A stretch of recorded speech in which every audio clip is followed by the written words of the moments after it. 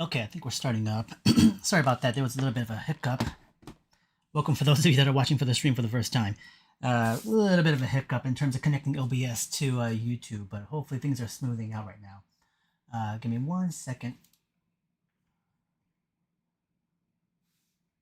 and we'll get things going. Hopefully everyone's doing well. We're going to be talking quite a bit about today, about materials and such. Stuff that I was able to pick up while I was in my trip to Japan recently. So I wanted to share with you guys a couple things, but let me just get my chat connected again. Sorry, I had to do a whole reconnection to everything. It's one of those situations where it's like you're out for like 2 weeks and all of a sudden all the technical stuff just like falls apart. All right, hoping OBS connects. Give me 1 second here.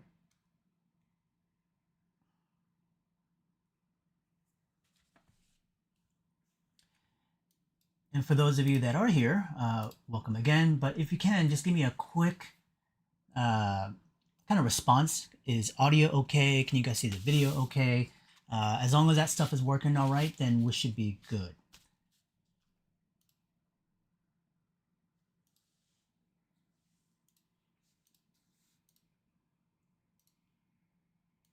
Yeah, I have to figure out OBS later on. It's not connecting to my chat. All right, great. Well, either way.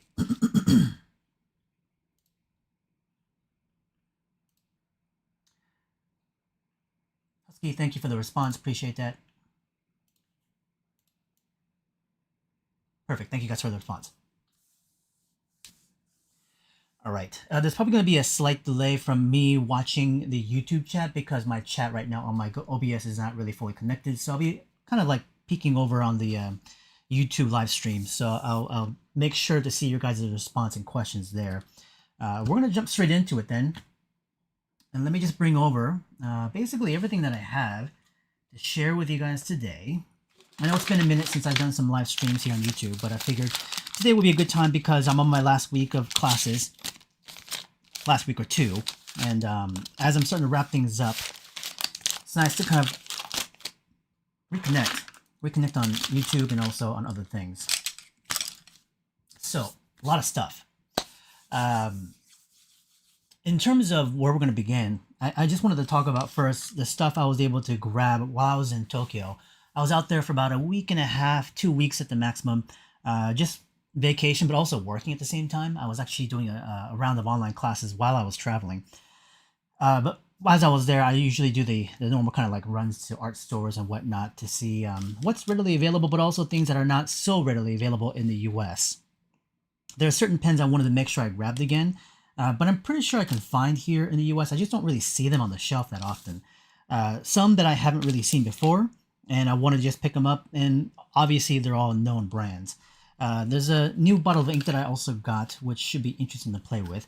I do have certain papers that I want to discuss as well too. Paper that's stuff that I was able to get from my recent trip this year to Korea, and in comparison to paper that I got when I was in Japan. I just want to get a sense of a difference and also just kind of talk a bit about, why they make a difference in terms of like response and my own personal uses to them. For most general people who are using certain art materials, they might understand that there obviously is certain discrepancies and quality differences based on what you pay for materials of art, whether it's pens, papers, brushes, ink, and whatnot. But I wanted to get into a bit more of a nitty gritty as to what I'm responding to and really see going in there what seems to make a difference.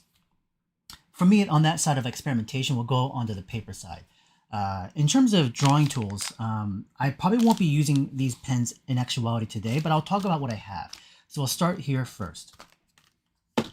So to begin with, let's start with this kind of just pile of pens that I have. And these are all fresh and brand, except for this one.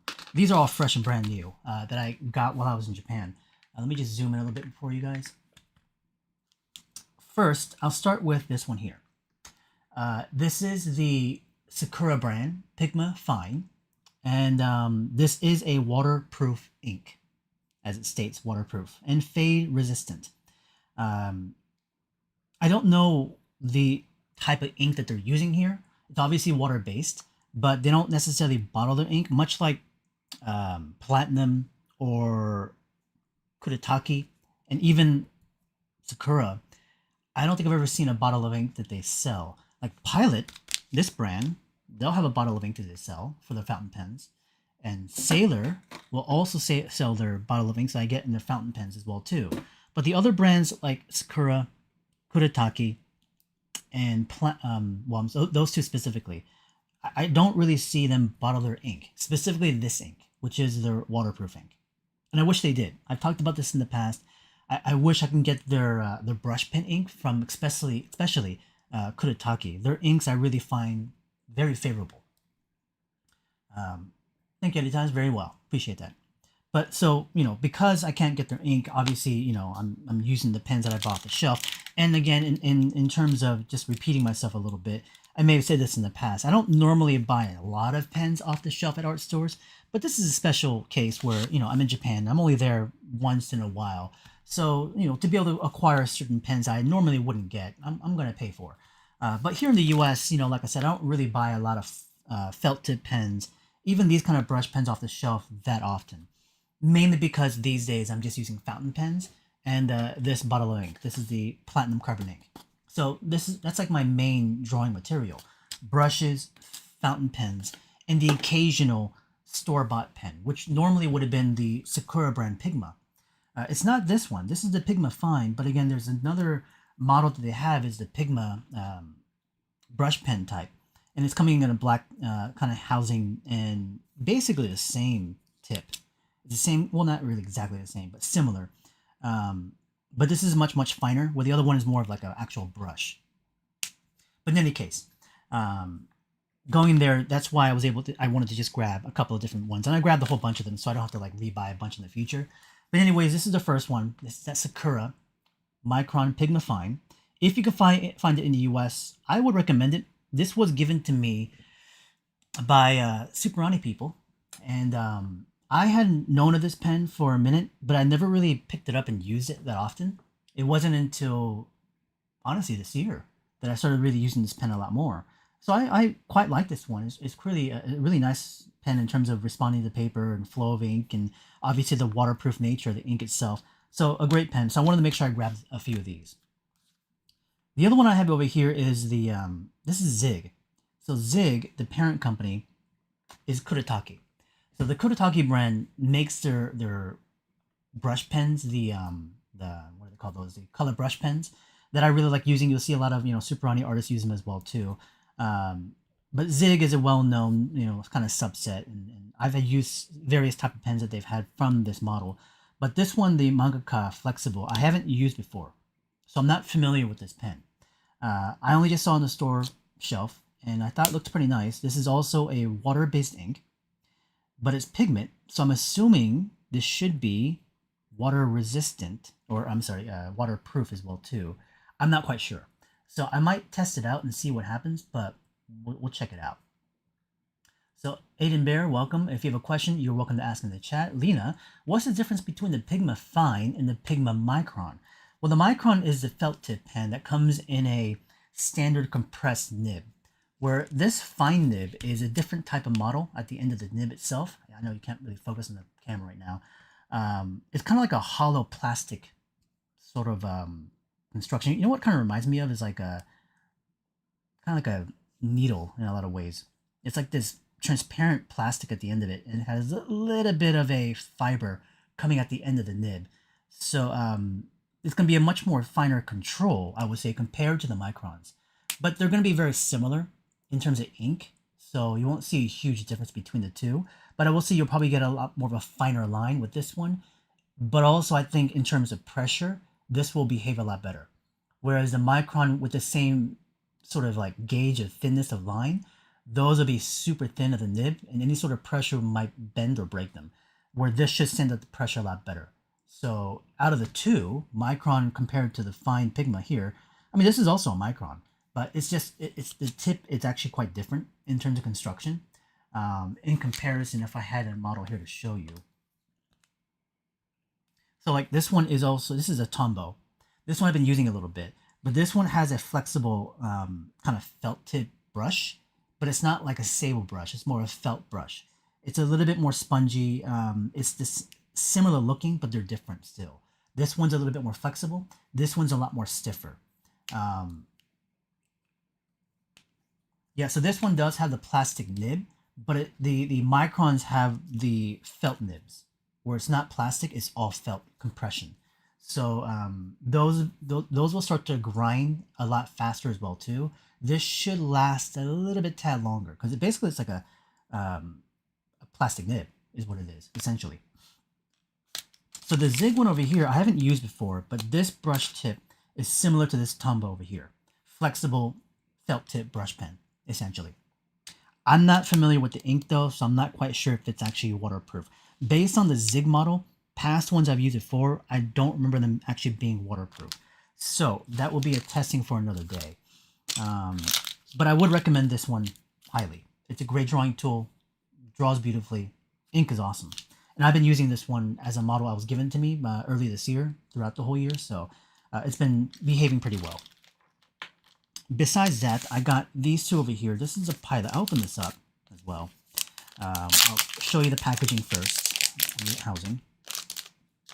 Obviously, I don't read Japanese, so all I was kind of going off of was what the nib was, and I was also using the Google Translate on the photograph, kind of like I'm trying to understand what all this stuff means. But this should be also a waterproof ink. Doesn't say on this one. But it has two nibs. This one is a similar kind of flexible brush tip. So it will be similar to the Zig and similar to the Tombow. So this nib will be similar to those ones. Meaning it's just, again, more flexible. On the other side, it has a bit of a denser, thicker brush nib. So again, same thing, compressed fibers of felt, molded into a form. This one injected with ink. This probably has a good amount of ink in there, but again, I don't know if it's waterproof. I might do a couple tests later on today after we do our drawing. So we'll see how this one behaves. But it looked kind of nice, and obviously the tip looks pretty good. Based on the translation, this one should be waterproof. I prefer waterproof inks mainly because, again, I use a lot of ink wash and also watercolors. So if I'm going to use those materials, I can't have the ink bleed and run.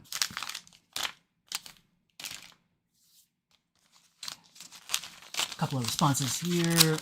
Jet Pens definitely has them. Thank you, Werner. Dark, welcome. Hi.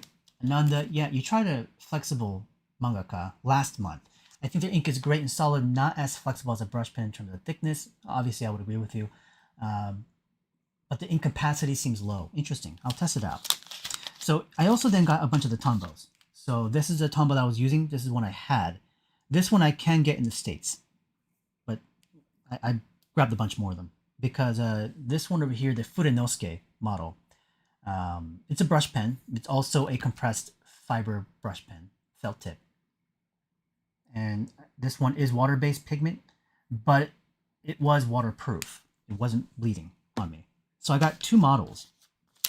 One is the version I have here right now. And I also picked up this one, which I don't know the difference. I was going to open this one up and find out what this whole dealing is. This is also a Tombow brand. And I believe, I mean, they're both very similar nibs, but I think it has to do with thickness, like sizing difference. That's all I think it is. Sometimes I just look at the pens on the storefront in Japan. It's like, oh, that one looks kind of interesting, or that looks kind of cool, and I just kind of pick them up and play with them. So yeah, it's a little bit thicker. That's pretty much the main difference. But I'm assuming also ink might be different as well too. But it seems like this gray handled one is a little bit denser compared to the prior one that I've used. Oh, it looks like it comes with like a little measuring thing. Anyways, the pens are kind of whatever. These are just a little bit of a stock up, slight bit of test and play. I may play with them later on today, but today I actually wanted to draw with brush. So I'm not going to be drawing with the brush pens at the moment. I'm going to be using brushes to draw with today. At the very end, I may test them just to like figure out how they work in terms of the pens I just bought. But today though, as I draw, I wanted to test out some of the brushes that I got. So these ones I actually got while I was in Japan also. Picked up the pens themselves, grabbed a pile of paper, and also went to a store that sold red ink, like kind of like a oil ink for my stamp that I have carved out. But then they also had a bunch of brushes, so I picked up a bunch of brushes. I wanted to test them out. Um, Aiden's asking, have I tried the high-tech C pilot? Absolutely. High-tech Cs were kind of a standard pen back when I was in school and art center. Everyone used them, and they're great pens. I only really prefer like using them for quick sketching and for early exploration. For things like polishing or full application like water brush, water like kind of like washes essentially, and watercolor, I don't use them because they're not waterproof. It's gel ink. But the high techs and G techs are great. They're great technical drawing pens because they're very smooth, and they're metal tip, so they handle well to pressure. But they're so thin, it's not really good for pushing contrast, a lot of crazy hatching, that kind of stuff. Good for just technical work for me. Yeah, Marcus, that's basically what it seems to be. One a bit more thicker, a bit more flexible. The other one a bit harder, smaller. So the a couple of brushes that I got, some of them are just more natural looking bamboo-esque. Different sizes, I'm sure different sort of hairs. I went based on, appearance, basically, size of the brush, and also, of course, even price point. I had a certain budget I wanted to pay for. This one over here was probably around $35, the big one. Smaller ones range between 20, 10 US.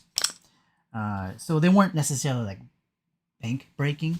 Nor am I interested in paying like hundreds of dollars for a brush right now. So I just picked up a few that I thought were interesting, especially one that had this very kind of intriguing, very, very natural looking one. It seems to be kind of glued into the wood fibers, so I don't know exactly how well this behaved. I actually opened it up. I have a glass of water here. I just wanted to see how the brush behaved. And typically I'm looking for snap, like how much the brush snaps back to shape, or does it stay? And this one has a pretty good snap, but then also how well does it hold its shape at the tip as I put pressure. It seems to do okay. It's a quite long brush, so it should hold a good amount of ink, but it's not necessarily a fine tip. So this would be good somewhere in the medium level. You might think a brush this big may be difficult to use in being able to control fine information. And yes, this would be typically better set where you're handling it much further back and doing much broader strokes. But for purposes of me for sketching, this brush also probably would be good for fine control. The reason I would use something like this to draw fine stuff anyways, because it holds a lot of ink. So that's probably one of the reasons I might even test it out today. Obviously, if I just want fine control with, minimal ink, more dry strokes, I might go with something just basic and thin. Super basic brush. These ones are going to be your medium level, pretty much the same sizing, probably some different sort of hairs. They're going to be using things like horse hairs, rabbit hairs, goat hairs, tons of different kind of hairs. So beyond that, I also bought this bottle of ink, and made by a company called Kime and Company, based in Japan, obviously, and suited for filling and stroking. So I'm assuming for dark areas, whatnot. It had some English on there, so I was able to read all this stuff out. Apply for, obviously, mangas. And it talked about spreading, the diluting of ink. So this something I found kind of caught my eye. Typically, the kind of ink that I use on live streams is this, the platinum carbon ink. And this doesn't really bleed as much. It's not completely waterproof, but it is water resistant. And it holds up pretty well. These are the inks that I have, like Sailor, are not water resistant. Neither are the pilots. So I grabbed this bottle to test out how good it was. This is a semi-permanent finish. So it dries quickly, sets, and it won't bleed as much, supposedly. Maybe a little bit. So I haven't used this yet. Don't know how good the ink is. I don't know how smooth. I do have a really nice ink that I picked up while I was in Korea. That one's going to be a really heavy pigmented ink, which, I don't mind using. But for today, I wanted to just test out some stuff that I wanted to pick up in Japan. This wasn't that expensive. This was maybe like, I don't know, probably $20 or something less. probably even less than that. So we'll play with it, see how it goes. I don't know exactly what I'm going to draw yet. I was imagining maybe some singular character-based thing. Obviously, kind of inspired by the stuff I was experiencing while being in Japan. I was able to go to the Tokyo National Museum, saw some of the armor sets, swords, and that kind of stuff. And I saw some really great Sumi ink, like sort of like animal drawings and such, and they were very inspirational. So I might pull from that a little bit as well too. Maybe a bit of a hybrid between this exploration of like warrior to armor set to insect and whatnot. Just to play, nothing too serious. So I'll open this up and keep it off to just the side. What I'm going to do here is just take the paper towel and just let it soak up some of the bubbles. Because it foams up a little bit.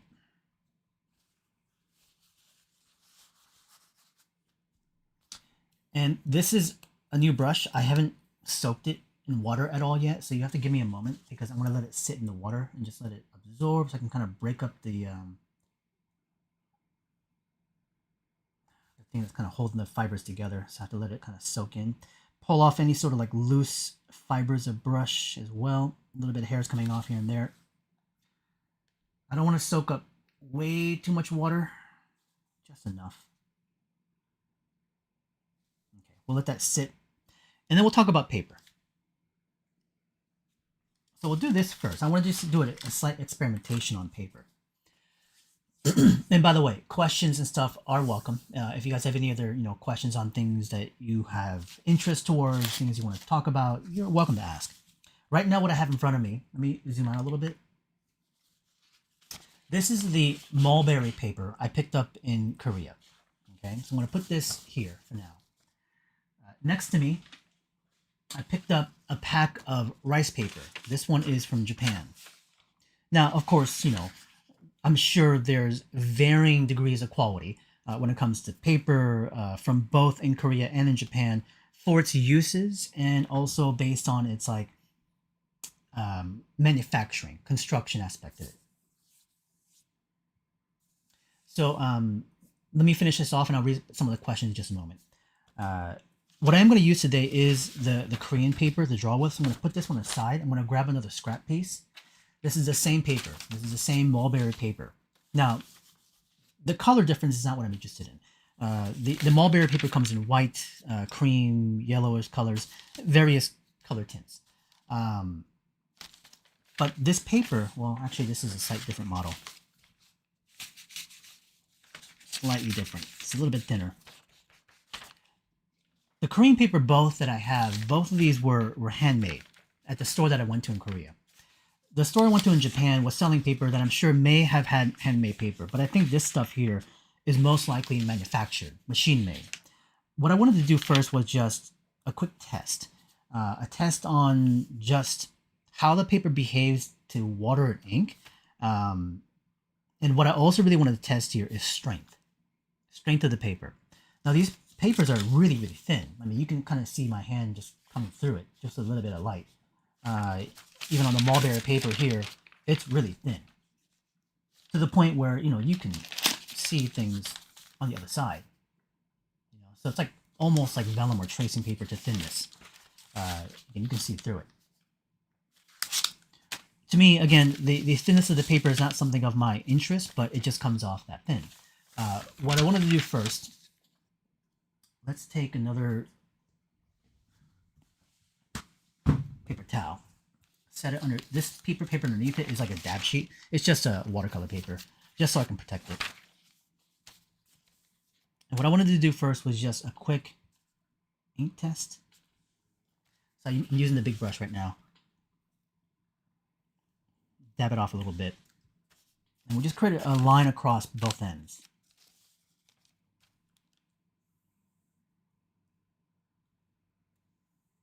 Thick with ink.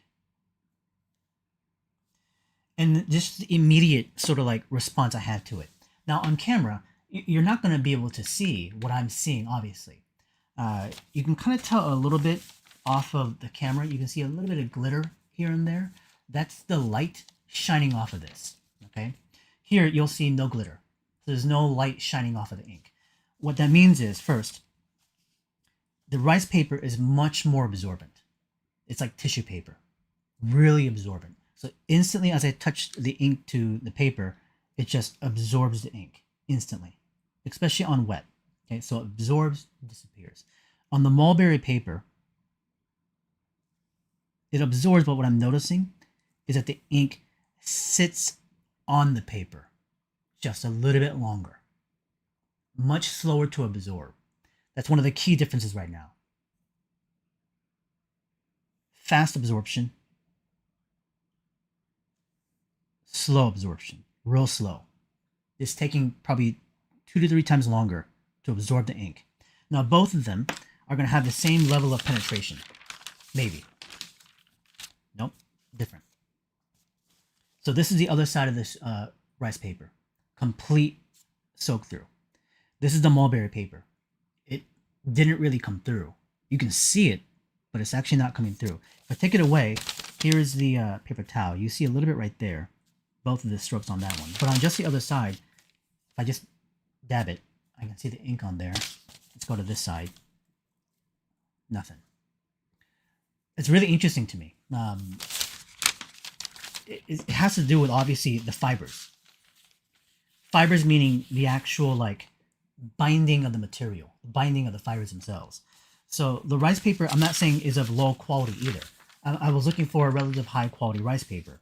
Now, granted, again, there could be handmade rice paper that may have the same properties as this mulberry paper.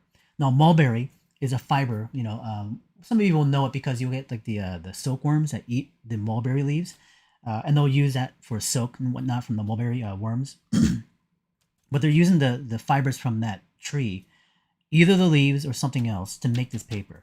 But it's really strong. It's really tensily strong. So what I wanted to do also was just pull on both sides and pull until I can tear it. Okay, it gave way on one side. Here's the rice paper. I just pull on both sides. Gave away too. I will say it was easier to break the rice paper. Now what I also wanted to see was just kind of the fiber up close a little bit.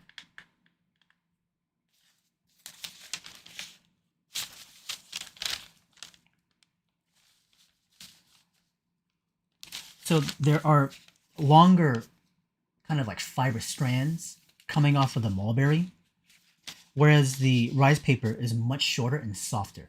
It's like a fine tissue paper again. It's tissue paper is what it feels like. It's a little bit more coarse on this end. You can kind of see on one end of it also, based on the way they were pressing it. They'll take the pulp of the paper, they'll let it sit in water, obviously, kind of going back and forth, and they'll lift it with the actual frames with the mesh in there to create the actual paper itself, and it creates this like binding, and it's really complex and really long as well too. So this paper is really strong. It took me at least, it's not going to be a huge amount of difference, but definitely a lot more strength to actually tear this one in comparison to the rice paper. Now, it's not surprising. It wasn't unexpected. I already kind of knew this just based on just working with the paper.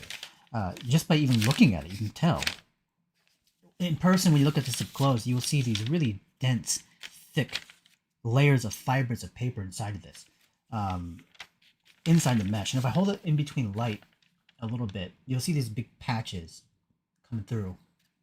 Dark patches, light patches, dark patches, and light patches.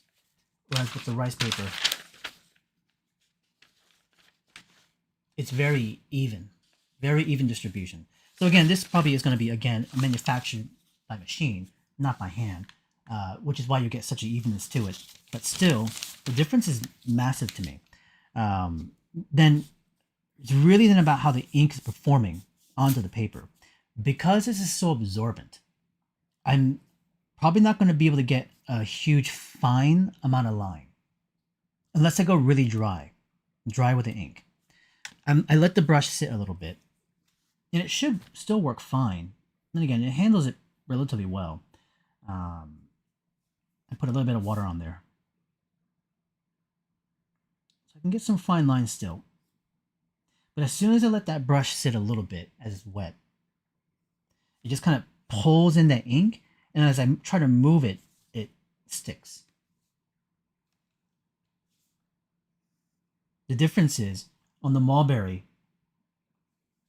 because it's not as absorbent, it doesn't pull the ink and stick the brush. It lets me move it just a little bit more.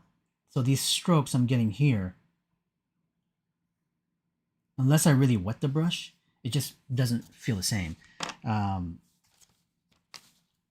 So for those of you that are interested in things like paper, you know, this stuff like this to me matters, especially for people that are coming in for the first time in terms of like the art world, that doesn't truly really get a sense of like, well, you know, what are we really paying for? And does it really make that much of a difference in terms of paper? And most of you may never use things like this ever at all, like rice papers and stuff like that. Because you're going to be looking at things like sketchbooks and you know, watercolor papers and whatnot. But eventually, as you begin to explore, even those papers will have those variances and differences based on fiber, tensile strength, absorption, the actual, you know, penetration of the ink, the actual amount of distortion, you know, the amount of like wave and sort of wrinkling effects that happen. Because this is so much more absorbent than rice paper, you're going to get a lot more buckling compared to this mulberry paper. And to show you, you know, sort of like, I guess, evidence of it,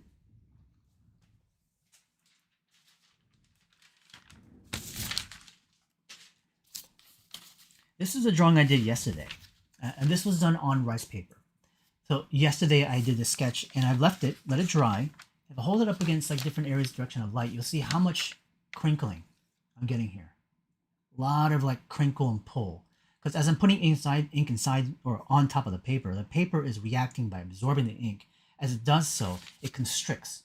So as it constricts, it buckles and crinkles the paper. Now I could flatten this, but still, you might get, if you try to iron this and iron it wrong, you might get the paper kind of folding on top of it, essentially. So we get these creases on this. But if I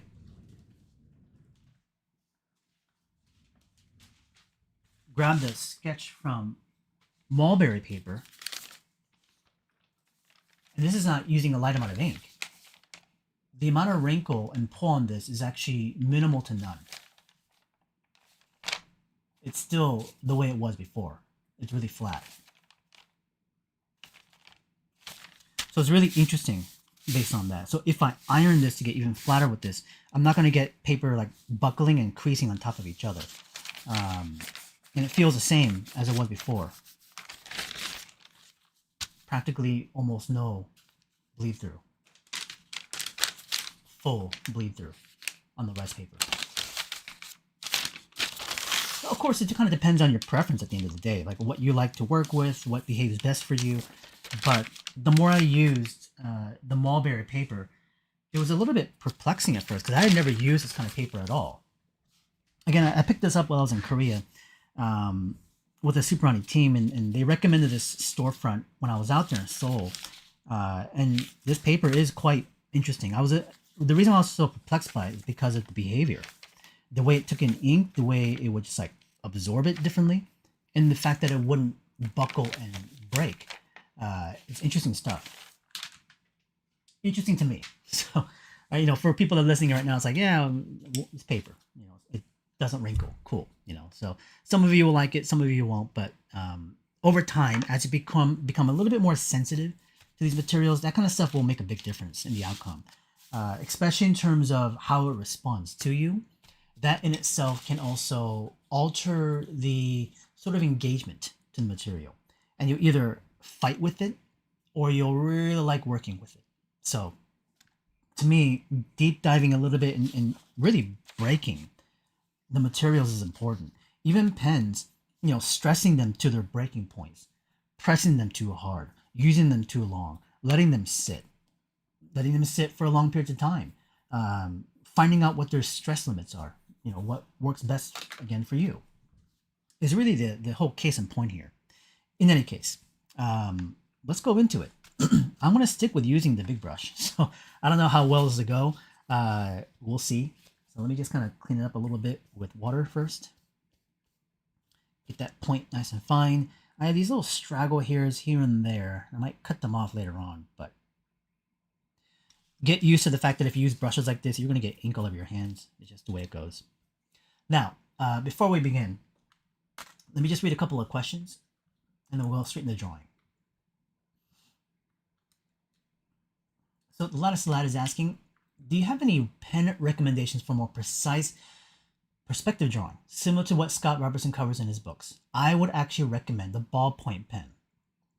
Not gel pen, not felt tip, ballpoint.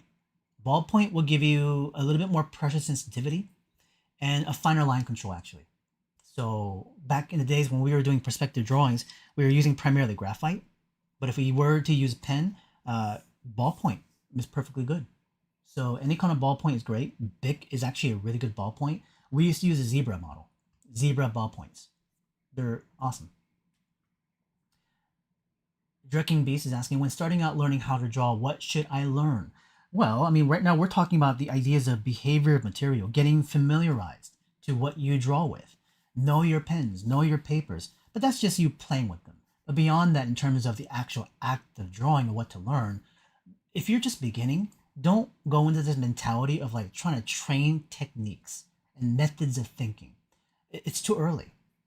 You're trying to, fit yourself into a mold that you don't really have any substance yet. So to get the material to play with, in terms of you as a artist and identifying what it is you like about things, just play, draw, without a sense of like I gotta do it like this or how that person did it or what this instructor tells me to do. Just do it because you enjoy doing it every single day. And once you start to build a rhythm, a sense of a stronger sense of a direction that this is something that you really want to do for a lifelong endeavor, will then start to now go into the more formal trainings, begin to go into like books and tutorials and classes and whatnot, and start garnering all that technical information that can help navigate more difficult sort of like problems to solve. And in the beginning, just imitate, parallel. That's what I did. I copied a lot of comic artists and other concept people when I was a teenager in the 20s. It's a good way to educate yourself, but that only takes you so far. But it's a great way to begin. Let's see. Ananda's asking, do I have any plans to travel next, or where to travel next time? Not yet. I need to plan out the rest of the year soon, and I'm hoping for plans of things like travels I'll do some workshops in, maybe some international shows. I will have some domestic shows set up hopefully this coming year. I know Comic-Con San Diego, New York I'm going to try to do, Lightbox obviously as well, and we'll see if a few others.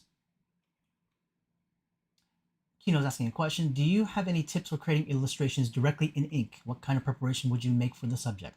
So study, right? Study the subject, which is you gather references and photographs, or you observe the real thing in person, draw in a sketchbook of that subject matter, just to understand and familiarize yourself as to what it is. As you want to create the illustration, because the illustration obviously is not a sketch. A sketch is going to be a study to understand how to approach a thing. A sketch could be an idea of something. A sketch can be clean, well detailed, polished, but that has nothing to do with the intention of the action. So a sketch of action is about being able to problem solve. So whether it's rough or clean, doesn't matter to me. The idea is that I'm trying to understand. But then I'll illustrate after that. So begin to understand your materials first. Materials based on what you draw with, but also the subject material. Study based on loose or tight sketches and drawings, and then apply them into the illustration, which you would also want a thumbnail as well. So Stephen asks, for these papers, is it only for just these brushes? No. These sort of brush pens will work, and fountain pens should also work on this. Just fine. Samuel's asking, for your experience, most of the ink artists use black ink. There are a lot of colored, even multi-shading inks that are out there. Have I tried them? I have not. Well, scratch that. Not a multi-tier, but I've used things like sepia or like a cool blue or gray or black, but not a whole array of inks. If I'm going to use color, I'd use watercolor primarily. And so why do masters tend to use black ink? I think it has to do with, if anything else, more just clarity and quality of the inks themselves and the different materials you're able to make it with. With colors, you have to have obviously a certain source of material. pigment to make the ink color itself. Some can be extremely high priced because of the rarity, and others, the quality differences will be somewhat there. But black is just more the universal. I don't remember the name of the storefront that's in Korea, but I'll try to find out. And if I when I post this on social media again, I'll try to see if I can get the name, if it's possible. Do you ever try digital drawings, or are all of my stuff analog? No, my professional work is primarily digital. If I work for a client or a studio, a game studio, it's all digital work. Okay, very cool. That's pretty much all the questions at this point.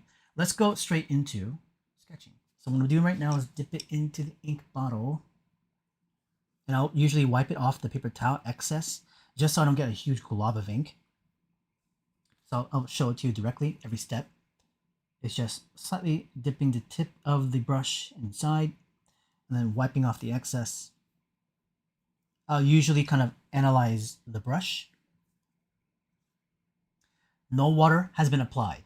Water was only used to kind of run off the excess from before, but this is now fresh ink applied to the brush. Okay, which side of the paper I'm going to use, I actually have no idea. I don't know if there's one side that's better than the other. From what I've tested so far, both sides seem to fare the same. For now, I'll just use this side. I'm kind of imagining a primary character kind of in a kneeling pose, about to draw a weapon. I imagined his armor set kind of inspired by insectoid entomology, sort of like shape language and detail. And I want to pose, because I have a horizontal sheet of paper where it's going to be sort of a wide shot. So I want him crouched down, not standing. If he's standing, I got to compress the drawing like this. So having him come down, I can enlarge him in the sketch. I imagine some kind of crazy helmet set. Now, with this big brush, my immediate tendency is wanting to go closer and closer like this, like an actual pen. But I can't do that. This is not a pen. So I'm going to push my grip further back. And this has to go with the idea of control. I want to maintain so much more control. But in my current dealings of what I'm trying to like wrestle with today is trying to take away that control. This is also why I'm going into this big brush, because typically I'd want to use a super tiny brush like this one here to get the little fine details. I can still get details of this, but I want to be able to pull away a little bit.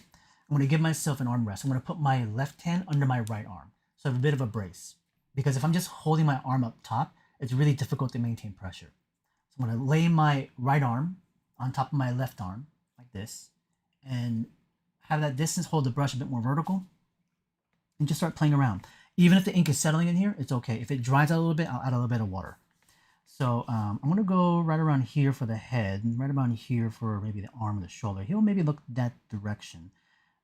Let's go like this. It's not going to be any specific property, so the ink was a little bit dry. So add a little bit of water.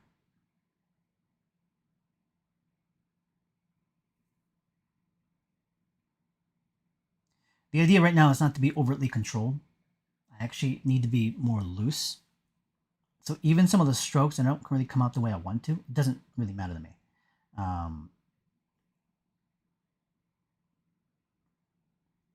Not going to be concerned by like if it's perfect or not.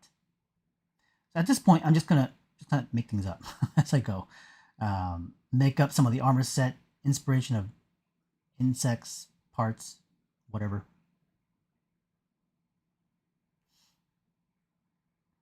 So just dipping in more water and ink solution. We'll do a bit more of a Japanese inspired armor set. Not directly samurai, but somewhat like it.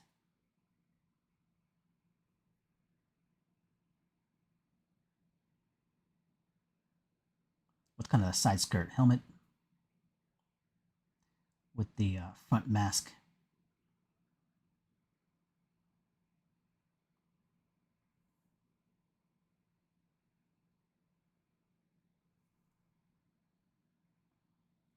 And as I sketch and draw, if questions do come in, I'll try to respond to them. At this point, once I kind of got an image in there, will settle in. Now, at this point, some of you might asking is like, do you see the image in your head at this point? Do I know what it is I'm going to draw? No, I don't. No idea. But as I start to get this in place, more of the imagery begins to start to emerge. It begins to start to solidify in my head. So as I have the head over here positioned, I'll put like an eye in this area here. It's going to be a human guy, not a creature. His armor set will be more the kind of insect inspired.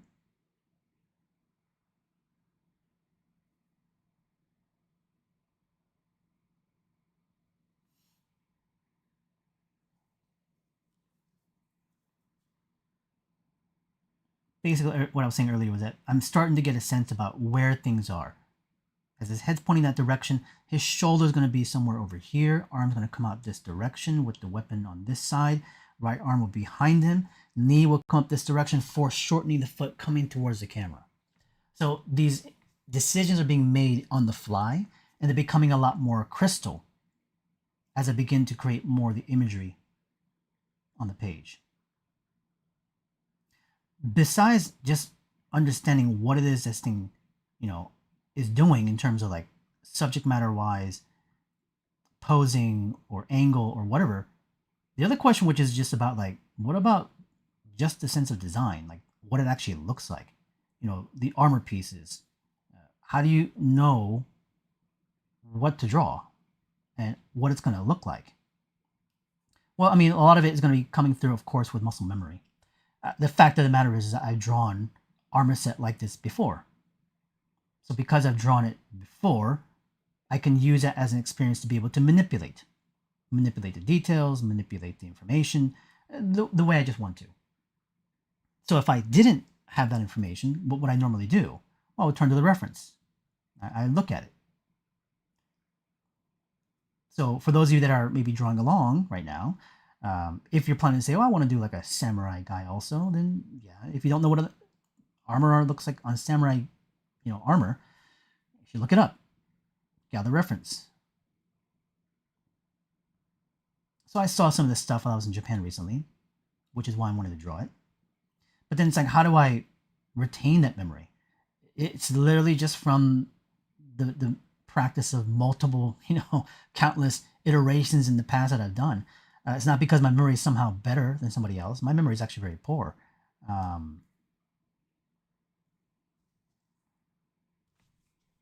So we're just kind of wiping it off right now. Here, ink, dipping more ink inside, letting it soak in. So let's put the shoulder area over here. Let's put his knee here. I'm already choosing where his knee is going to go. How do I know to put it there? I don't. It's just an estimation. My best estimate as to where his leg and foot will go. And we'll connect it into his body somehow.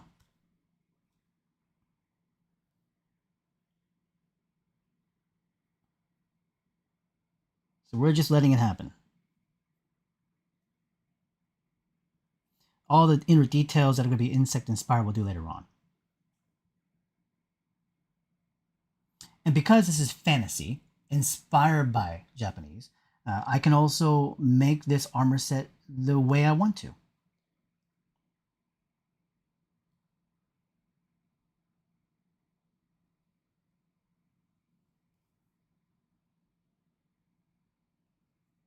It does not have to be historically accurate.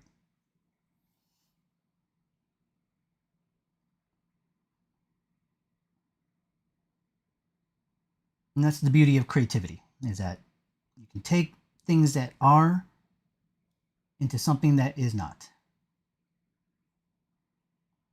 And do whatever you want and play.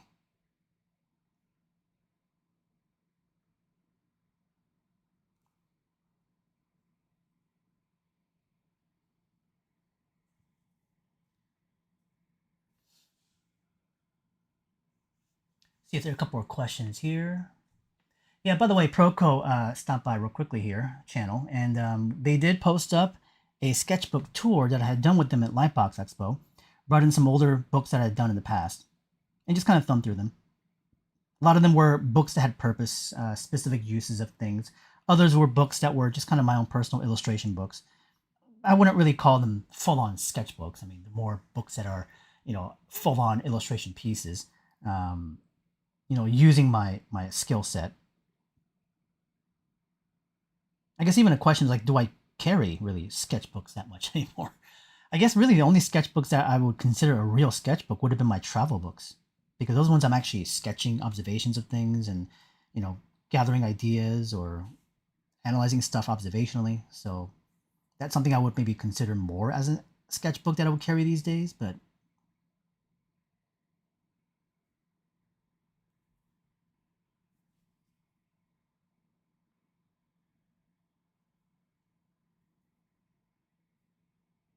I'm trying to get a sense about where I want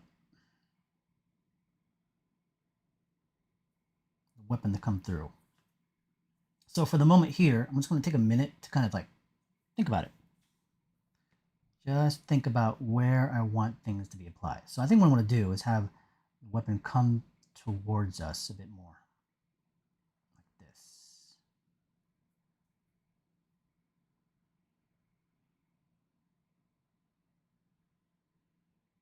This will be his thumb there. Yeah, that's the proper angle. Originally, I wanted to have like the handle shoot this way or like that way, but the problem is, as I think about the handle going down this direction, the back end of the weapon will go up like that. It wouldn't look very good. So this has to come towards us. So it's got to overlap.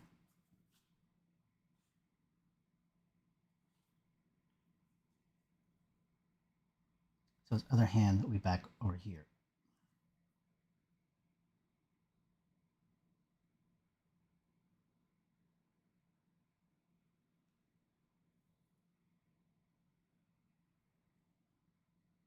Same thing, we just kind of play with the armor. It's going to give it some antennas up here. Big kind of bug eyes right there. Inspired by maybe like praying mantis or something.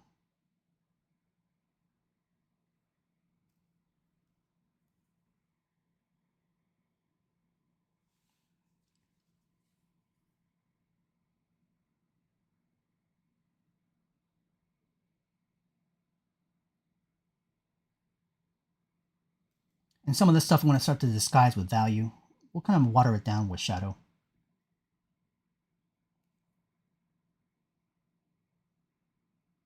Here, maybe some kind of front skirt. We have like a belt with ropes.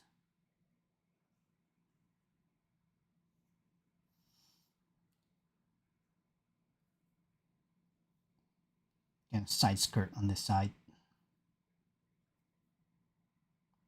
With his knee coming down over here.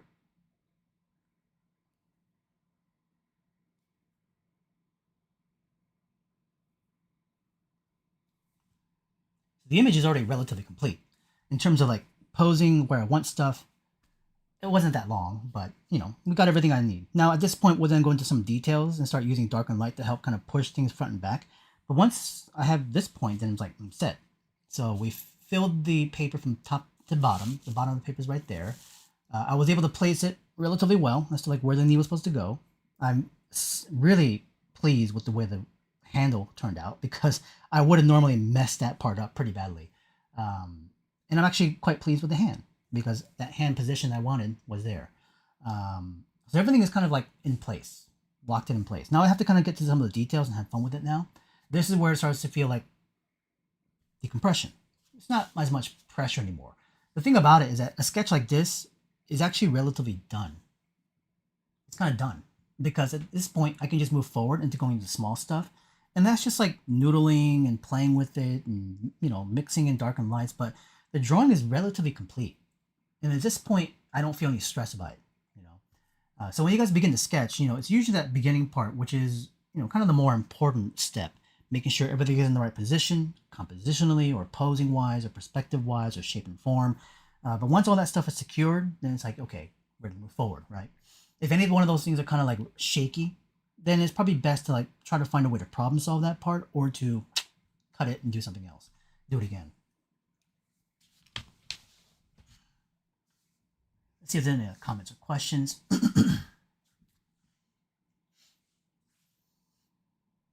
So, question is, what are some unexpected? Sorry, I missed the question above. What are some unexpected places to go find good references?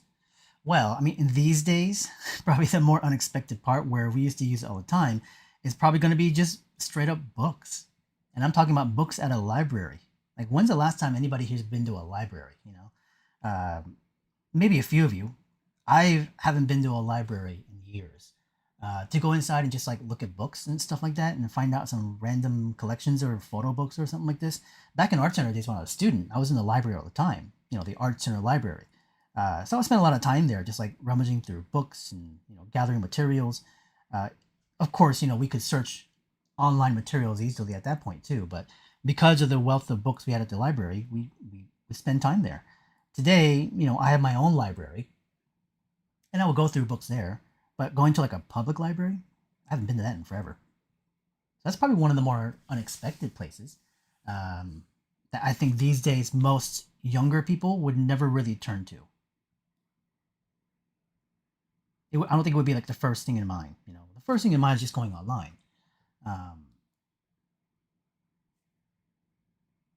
but there's going to be a wealth probably of stuff that one you wouldn't expect to find being a library.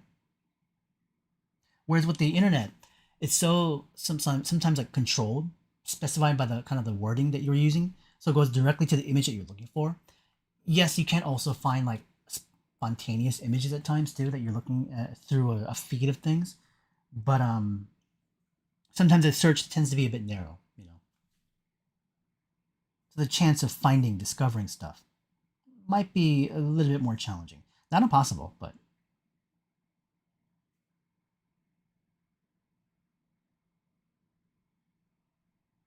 we're just kind of playing with some inner details here.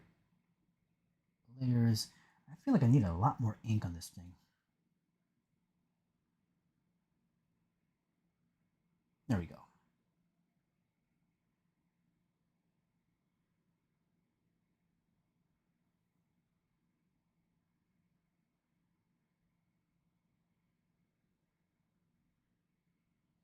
Using a really big brush for this sketch.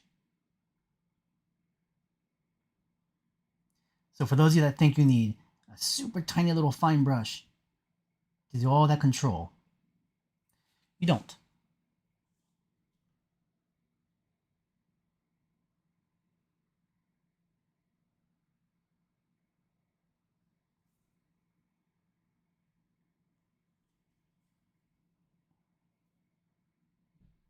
A couple of questions. The question I missed above. Where do you make your signed stamp? The stamp that I had made was custom made for me. It was also custom made in Korea. So I actually don't know because it was made for me many years ago. My cousin had it made for me. So I don't know exactly where she went, unfortunately. And it's been so long that, yeah. But they're not necessarily that difficult to find in terms of, when I say hard to find, is that if you know somebody that lives in that area, more than likely they'll find the storefront that produces custom seals. Typically, most of them are like making like official government stamps and stuff like that. Their name stamps. Some of them will make specialized custom ones for you, but like I said, offhand, I don't know specifically of one. So apologies.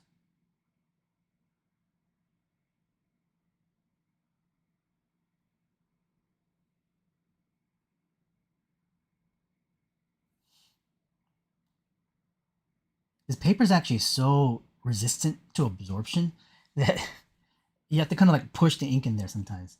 But I like that. See some more questions that we have over here.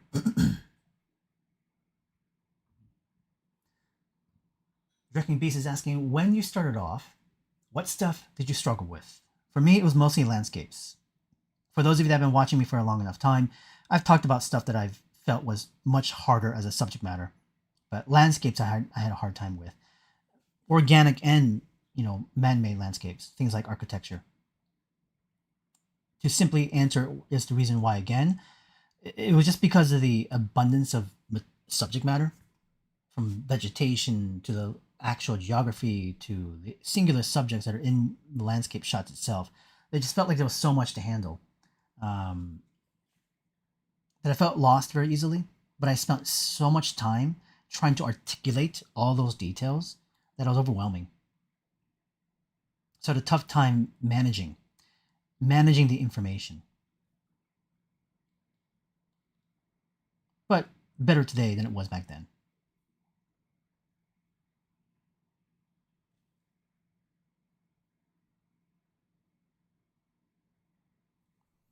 A couple of the questions here.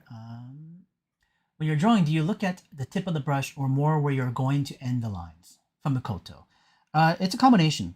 Combination of me where the brush is actually touching and where the brush may want to go next. It's never singular.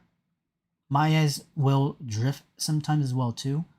Like right now, I'm not necessarily even like looking at this specific tip of the brush. I'm looking at that line right there for some reason. So it tends to jump around.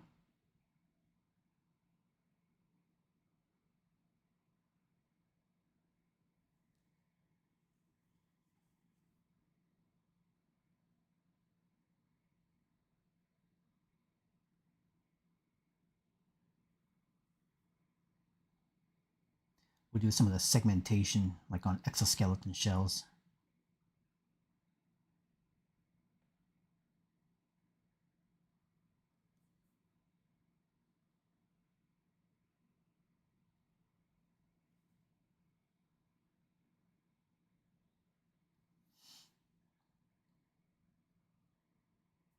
Other questions.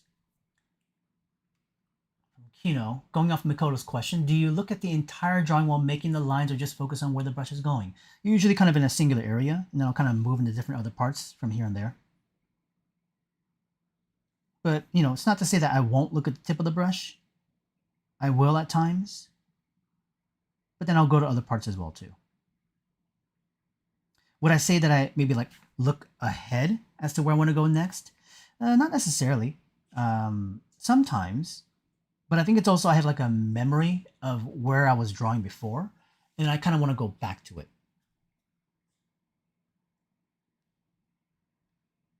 Like I have a memory of doing this segmentation. As I was over here, I thought about that and I came back over here. Let's zoom in a little bit.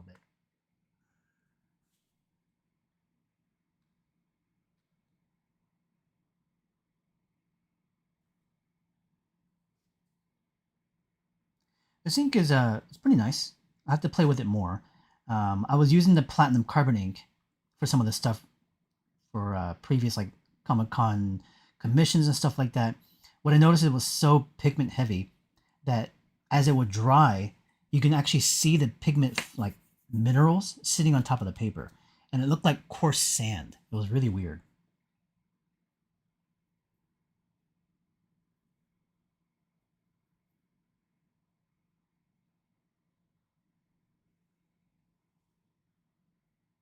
Adding a lot more water now for these kind of washes.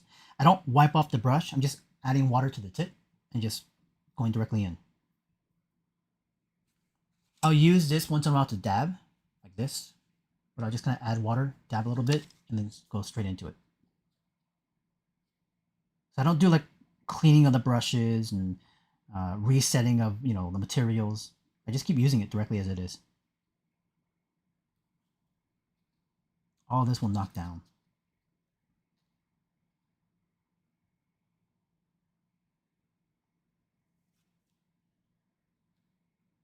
The more I add water to it, the more it becomes lighter of a wash.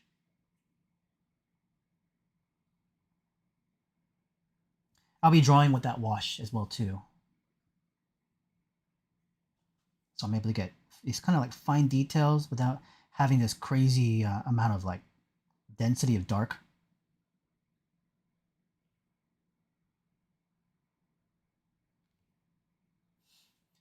Let's see, a couple of the questions.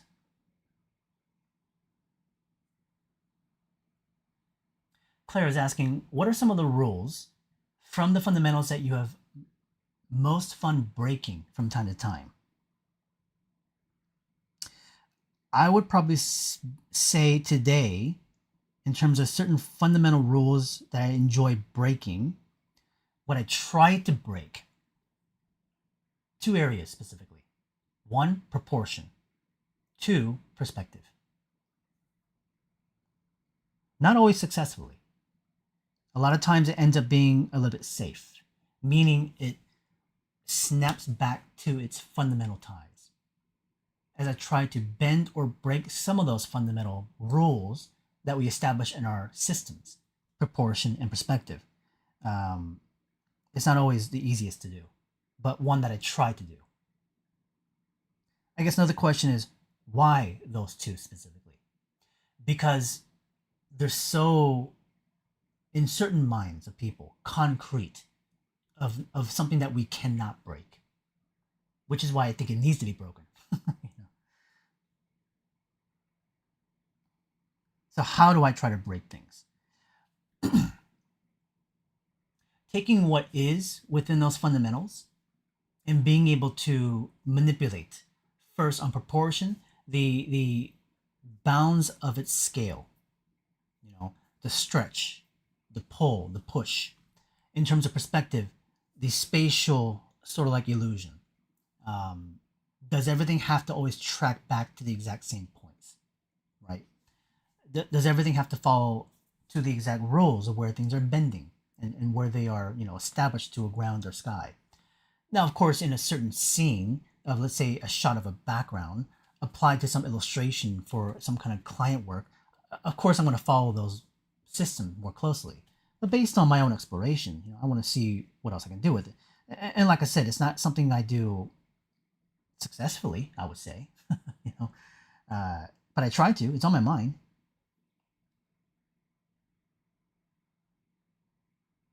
I would certainly say that most of my work is safer, sticks to the safety sometimes.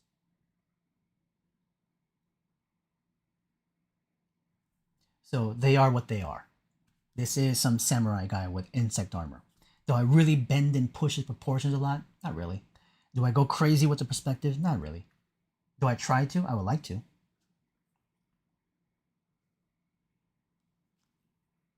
But that's okay. These are things that are on my mentality as to like what I like to be able to continue to play with. And it's now that everlong sort of game that goes back and forth um, for as long as you can maintain, you know, the efforts of pursuit, which I hope would be a long time.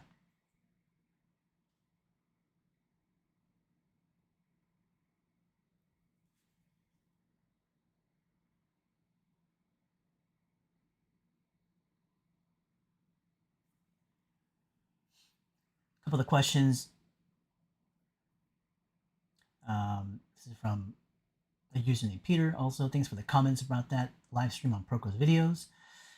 Custis is asking, when drawing details from a reference, do you have a technique to not get overwhelmed by it? So in our dynamic sketching approach, the class that I teach, it's about being able to intentfully choose what it is you want to bring into your study and sketch and what it is you don't. But that's easier said than done. We do it through repetition or practice. First, at first, you may want to maximize the things that you're trying to pull from the reference. And then from there, through repetition of reiterating the piece again, being able to edit out what you really need and don't need. So by sort of like an evolution of the sketch, slowly you're able to kind of stricken out the information.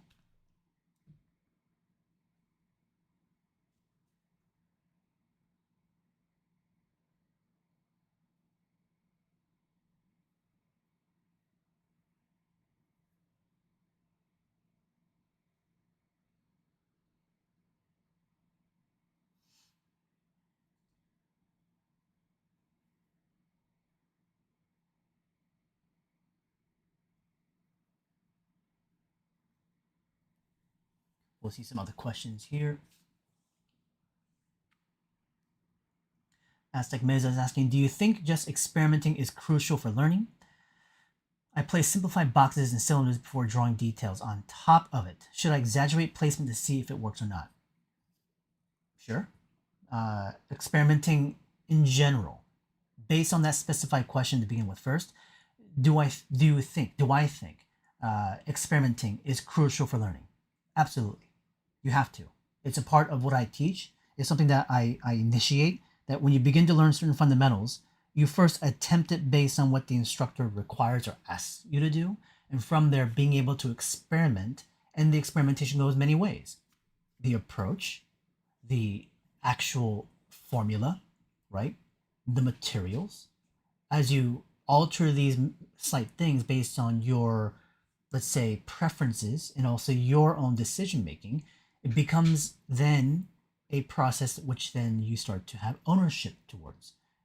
You chose what to use and what not to use, how to go about it and what not to do with it. It still resides within the echoes of those systems. And we always, of course, will acknowledge the origins of where they come from, as I do with my systems.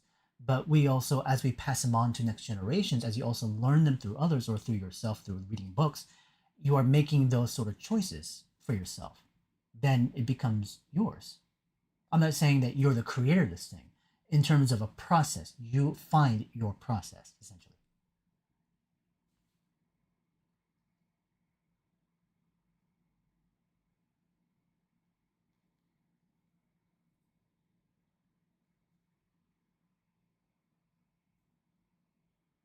This paper, again, does not buckle, doesn't crinkle, which is the weirdest thing. I'm so used to the rice paper. As soon as you put like ink down like this, like washes, it just like soaks it up and crinkles like crazy. But this mulberry paper doesn't do that, which is why I found it so perplexing in the beginning. And I kind of fell in love with that.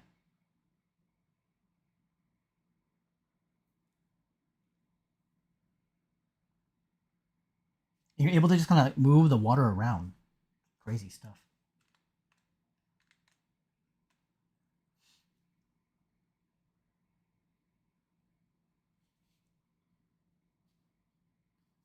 We'll do a wash here of this and we'll put in more details with a darker ink. A wash for just the value.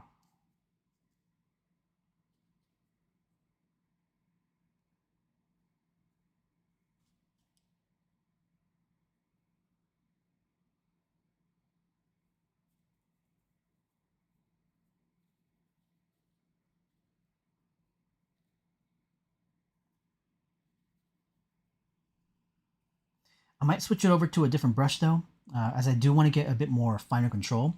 I think we'll set this one aside. We'll let it just kind of sit for a little bit. Come back to it. Let's use one of the other ones. Let's try this one. Also, I haven't used it before, so excuse me. I'll have to kind of break it up a little bit.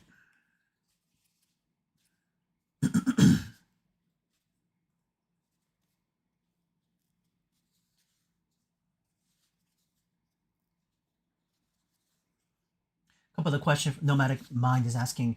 Oh, it's about the texture. Thank you. Appreciate that. Aztec Meza is asking, do you think? Oh, we answered that one already. Tony, appreciate the comments. Tony, yes, the big brush is from Japan.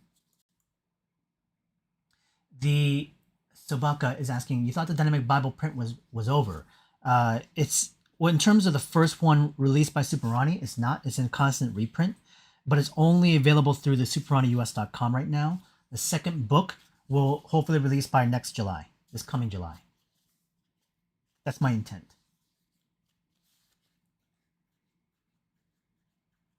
And I'm hoping to use Comic Con San Diego as a release point. Actually, a little bit before Comic Con. That's, again, what I want to do. Okay, let's get some ink in there.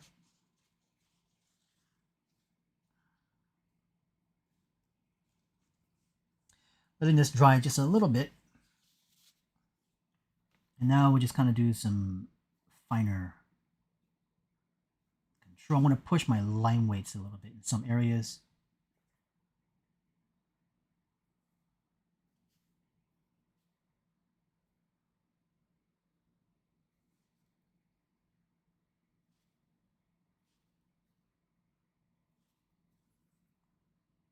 Obviously, these are very kind of like strong traditional materials, not ones for everyday sort of use for people. Obviously, because it's not so mobile friendly, you can't carry it with you very easily. This is not something that's going to be user friendly for many. So, these sort of like sketching demos can be fun to watch, but maybe not as super resourceful to others. But hopefully, at least you can gain a little bit out of it if you're interested in experimenting and playing with stuff like this. For myself, I use them quite often. So, that's why I still explore these materials a lot for my own personal use, but also because a lot of the work that I do is more traditionally based in terms of personal. Professional, it's more digital, but still.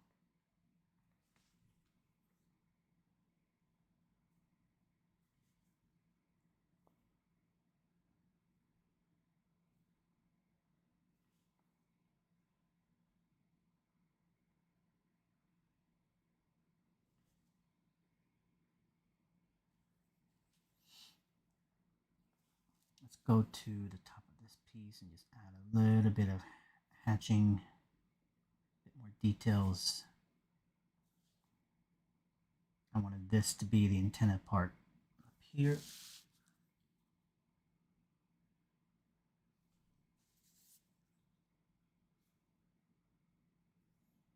I was imagining a lot of mantises, wasps.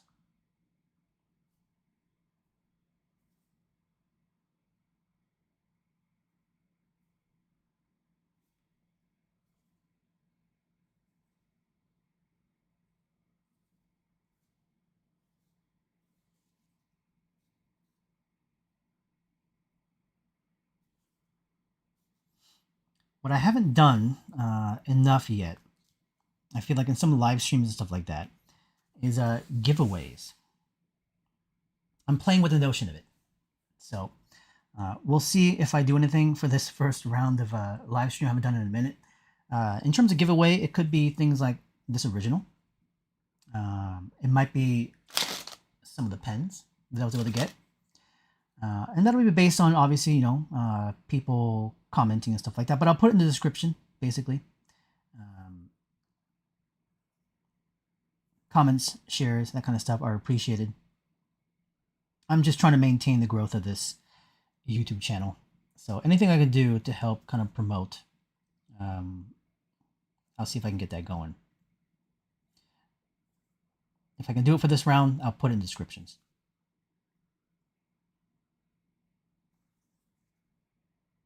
In the future, I don't mind doing giveaways of originals. I am planning, though, to do a live exhibition solo show in the future. And that's going to be for next year. So it'll be preemptively from Comic-Con San Diego. I'll make more announcements about that when information becomes available. But my intent is to do live shows, solo show here in LA, which I haven't done a solo show in LA since like 2000. Last one I ever did was like 2016, 17, around that time. I've been gathering a lot of these originals, black and whites, and I have quite a number of them. So I'm hoping to use them for maybe an exhibition.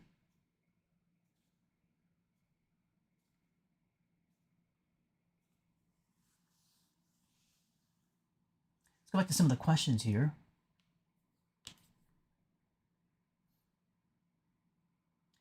So Clara asked another question, which is, can you talk about a piece of art that inspired you recently? Could be a drawing, a movie, or even music.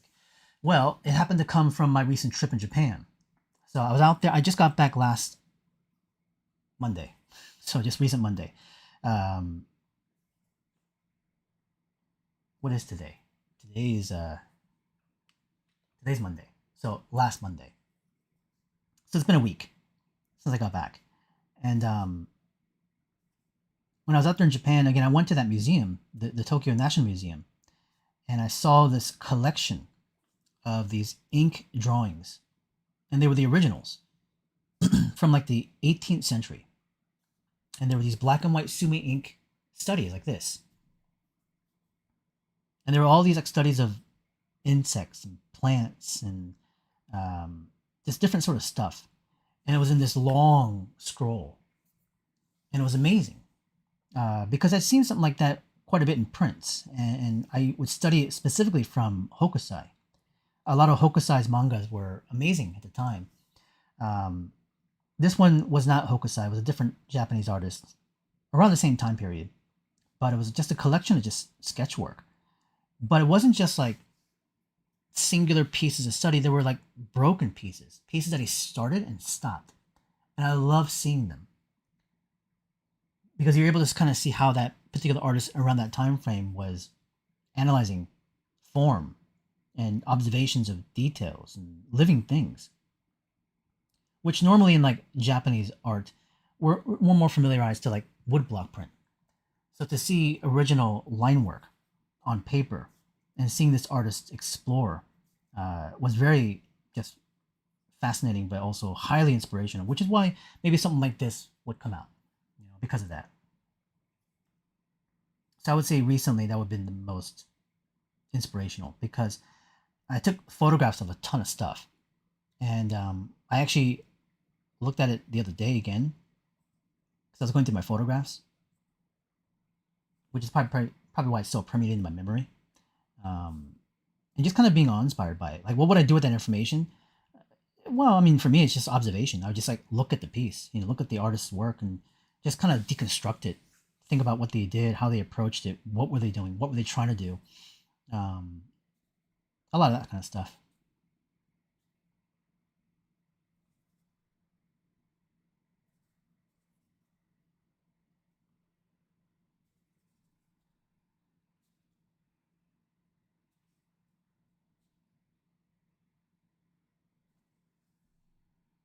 Some kind of insect head shoulder piece.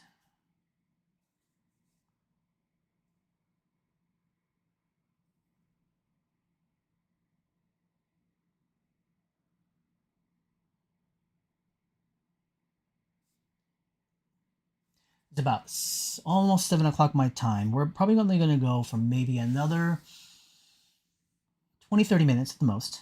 And then we'll be closing it off today. I do plan to come back relatively soon again.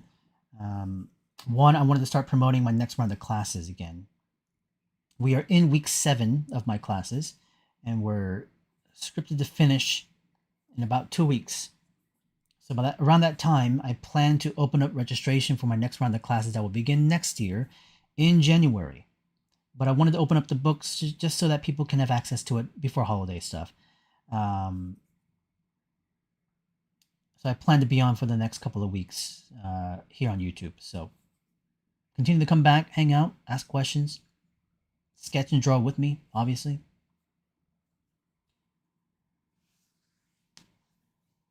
Steven's asking, since I like insects and bugs a lot, have you ever watched the YouTube channel Brave Wilderness? Yeah, I have. The show of insects and how powerful those things are and how much pain it causes. I have watched it. It's okay. It's fun stuff. Obviously they talk a lot about just the power of the venom of many animals and their bite forces and stuff like this. So it's fascinating stuff. And who's that guy? Coyote Peterson was doing a lot of that kind of stuff beforehand. And there was a guy back in like the 1960s and 70s who used to index the pain spectrum of ants and wasps specifically, not centipedes and other stuff, primarily wasps and bees. And it's kind of a standard as people would use today for pain index. For the life of me, I can't remember the name of that anymore, but I used to use that as context to talk about in classes. If anyone remembers the name of that kind of index of sting power, put it in the chat. I'll go back to some of the other questions here prior to that one. Co-Spirit, welcome. Thank you for the comment.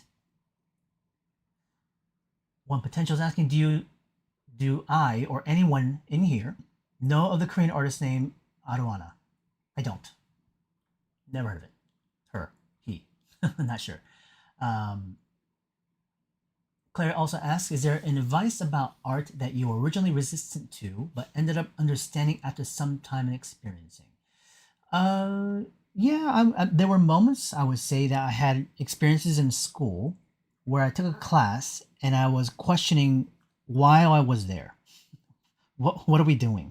One, because it wasn't necessarily my focus. It's not what I wanted to do because I was interested in things like entertainment, art, concept design, that sort of stuff that I was already somewhat kind of aiming towards around that period of time work. But then I was, we had to take classes that are part of the curriculum, part of the credits you have to use to graduate with. So then it's like, well, it's not really up my alley. So I'd be kind of a little bit, not, I guess resistant is one word to put it, but I wasn't as enthusiastic to create it. Would I say years afterward that I can kind of see the benefit of some of those classes? Um, some of them, yes, in terms of just pure experience. Uh, Maybe more from a standpoint of just experiences of materials and just being able to have the chance to be a bit more expressive and creative. Um, because I was thinking so kind of like logically and analytically, not necessarily very expressively. So having classes that were a bit more on that side through expressive thought, feeling, that I would say I was more resistant to. Which, even in our entertainment field is a case when you can use very heavily reinforced to design to create work that kind of emotionally connects to the audience. Um, but I was resistant to it because of my youth, basically.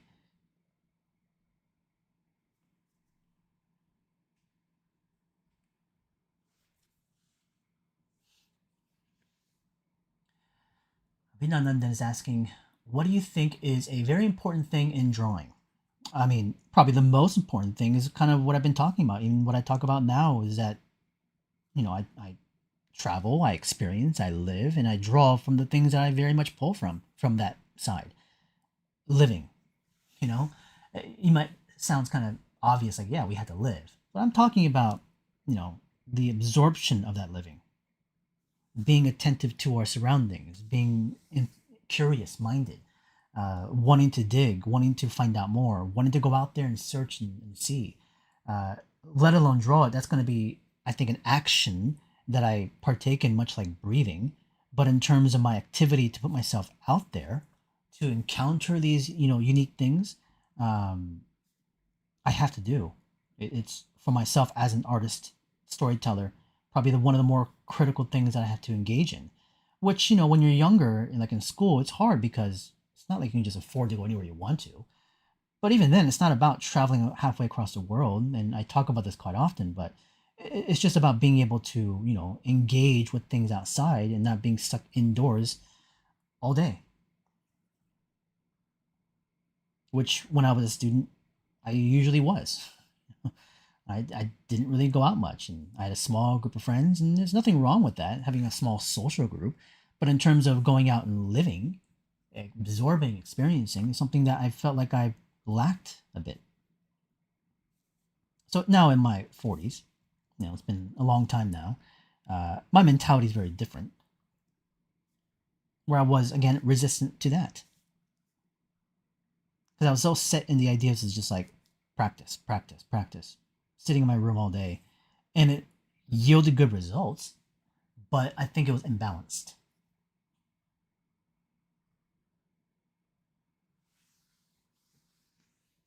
Eduardo was asking, how can I be more creative? Well, I think working with others. Being here right now in a live stream, obviously, we can't say that we're really truly working together, but we are, kind of like in the same moment, in the same time, not in the same space, but in a digital space to be able to converse, ask questions, and share and get ideas. And this should maybe give you a little bit of creative force, energy, direction to be able to kind of like move on to your next things. So, as maybe you can't get that all the time, this is where, of course, having your own personal circle, if you're able to find it, of course, right? People that you can connect to, friends and whatnot, that are equally as interested in drawing and creating and developing things as when I was younger, I had. But again, it doesn't come so easily to people, depending on your location, depending on how you feel about that.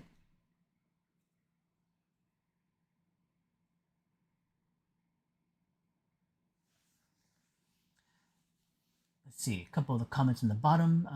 Flourish, have I ever read One Piece? No, I have not. I have never watched the anime either.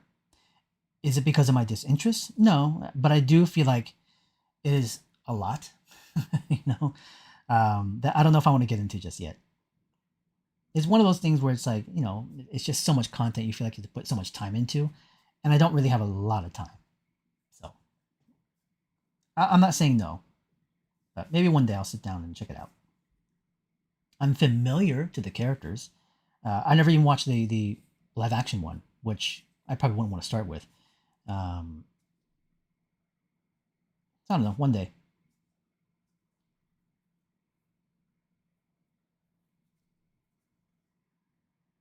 Let's zoom out a little bit.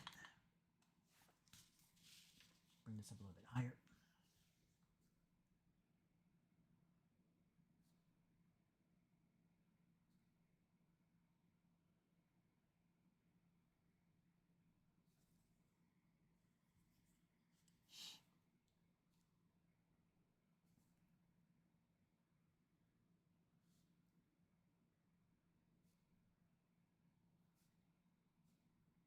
Playing with some of the armor detail on the inside, creating a pattern motif.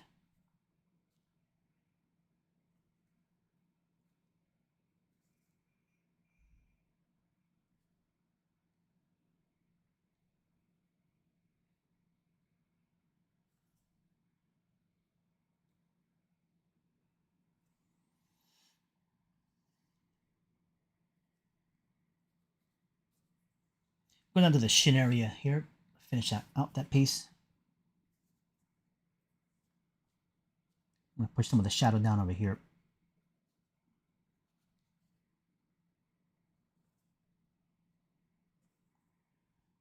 See some of the questions.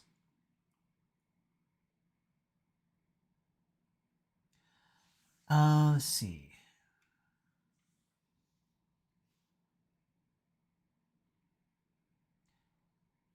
Another question here was, how do I learn to draw from as in your memory?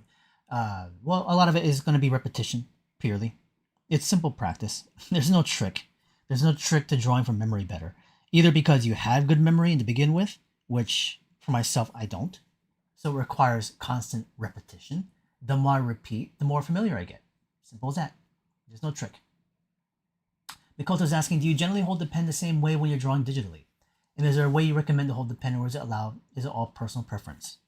Purely personal preference. There is no right or wrong way in how you hold a tool.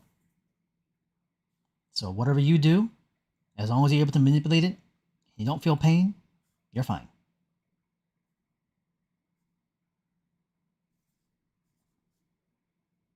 But if you do feel pain, make some adjustments maybe. Might be pressure, might be the tool itself, might be, other things beyond than just grip too.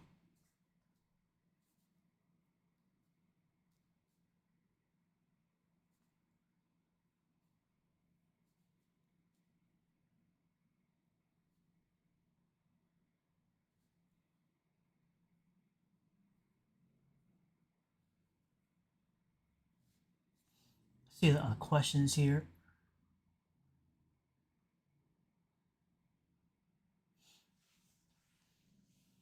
Tiziz is asking, what age did you start drawing? I just recently started, and I'm quite a bit older, so I'm feeling a bit unmotivated. Well, I would hope, the bigger concern is less about age and more about your motivation. Regardless of age, you should have some motivation as to starting. If you're starting, there must have been some motivation to begin, right? Now, if you've lost that, well, then that's really the bigger part of like what you have to rediscover. But I wouldn't be so concerned about age. Is there a certain downside to starting later? Sure, of course. Is there only a positive to starting younger? Not necessarily. You only get one big advantage. The only advantage you get starting younger is the physical endurance. The physical endurance to be able to maintain a constant production of the work. Because the physical side of your hand, arm, all the way up to your back, body, eyes, and brain have been now more further conditioned because you trained it more simply from playing. You're more accustomed to it. Your body is. So the endurance is higher. When if you've never drawn at all, sitting even for like a half an hour doing this is going to be strenuous. And you might think, well, how is it so strenuous? It's not like I'm out running a marathon. It may not be necessarily physically uh, kind of draining to that level, but it it requires training no matter what, and to sustain that for many hours to sit and do to produce a high amount of number, it's certainly not easy, as most of you I'm sure may understand. So that's one of the downsides of starting later is that you don't have that physical endurance to maintain the focus. So you can't produce as much, which means that your practice is not going to be as sustained nor as intensive as someone who could be younger. But it's not because you're talentless or because it's too late. It's just there is a bit of a wall there. If you're able to overcome that wall, if you're able to get that going, that initial sort of like physical sort of like strain, then you'll be fine. But again, in terms of the motivation, no matter what age you're at, what is that's kind of driving you to do this? It's personal. If someone's telling you to do it, well then, you can only do that for so long. It's not what you really want to do. Maybe um, I don't care what it is. You have to make that choice to kind of like pursue that on your own. Um, so I can't tell you what that motivation is going to be for you. So hopefully you'll find it through activity and through research and through a community of people and sharing your ideas and getting more people behind your back. Encouragement, maybe, I don't know. Maybe you feel like you need someone to kind of validate you to say it's okay. um, I would hope not, but at the same time it's like, I don't know, you need something maybe to kind of kick you in the butt a little bit. um, for some people, I think they get motivated by structure and systems. Some people get very motivated by materials and play. Some people get very motivated by community and others. So you got to find that thing. And it could be a combination of all those things.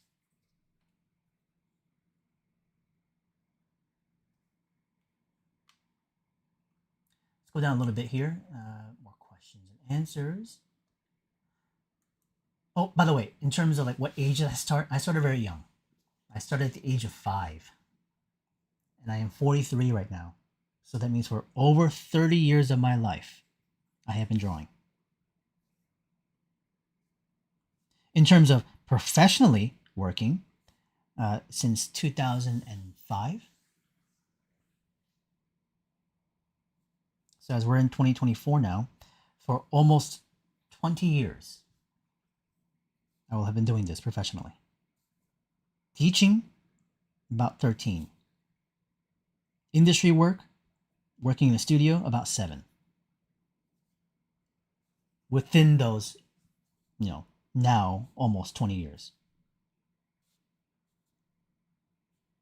So if you're saying, it's like, well, I've been drawing now for about like 3 years, 5 years, and I want to get to where you are now. You're saying, I want to educate myself. Do you think I can do this in 2 or 3 years of learning to get to where I am now? It's like, good luck, go for it. There's no reason why you can't try, and I'm certainly not going to say that there aren't people that can't, get to where I am now much faster, a fraction of the time than it took me. I'm pretty sure there are plenty of people that can do that, but it took me this long for myself. But no matter how much time it takes, are you willing to commit, right, your entire lifetime to achieve, this sort of endeavor?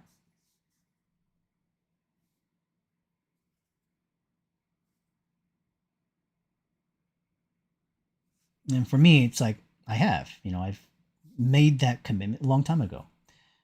Very young, I would say.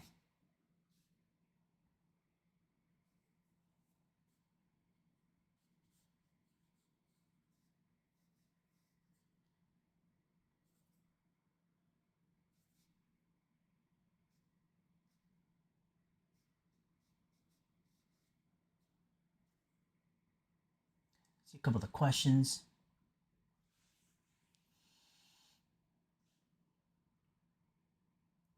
Will I be opening up another design class on my website for 2025 on the Nomadic Mind? For next session of my classes, which begin in mid to late January, my dynamic sketching class obviously will come back. My figurative drawing class will also come back. I will be offering the advanced dynamic sketching for next session, session 1 of 2025. A design class may come back, but not until the second session. So January will begin the first session. Second session probably will begin in May. And I may bring back, well, I will bring back a character design class.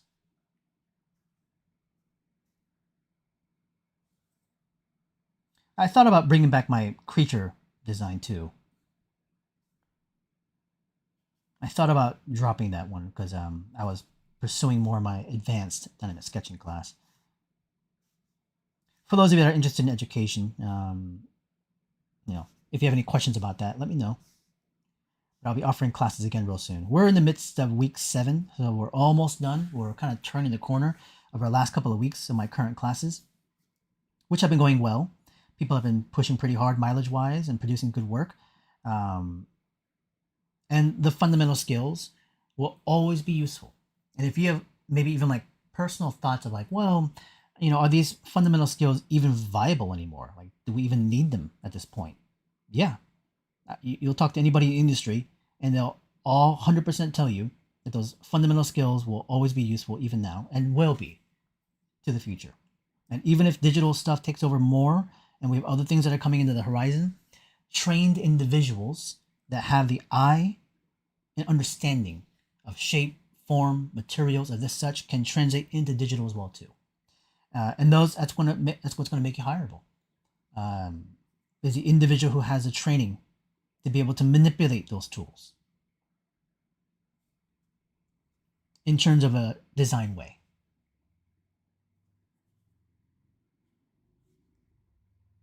Now, of course, you don't have to believe me, and you can say, "Well, I'm going to forego the fundamentals, and I'll hope for the best, and I'll just kind of learn just only straight digital tools." I mean, that's fine, but I already see the signs of where it's going, so you can rely upon individuals with decades of experience, or just kind of hope for the best.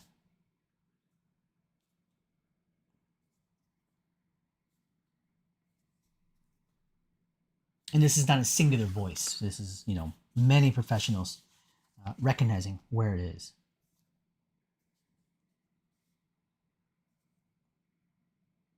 Because we faced stuff like this before.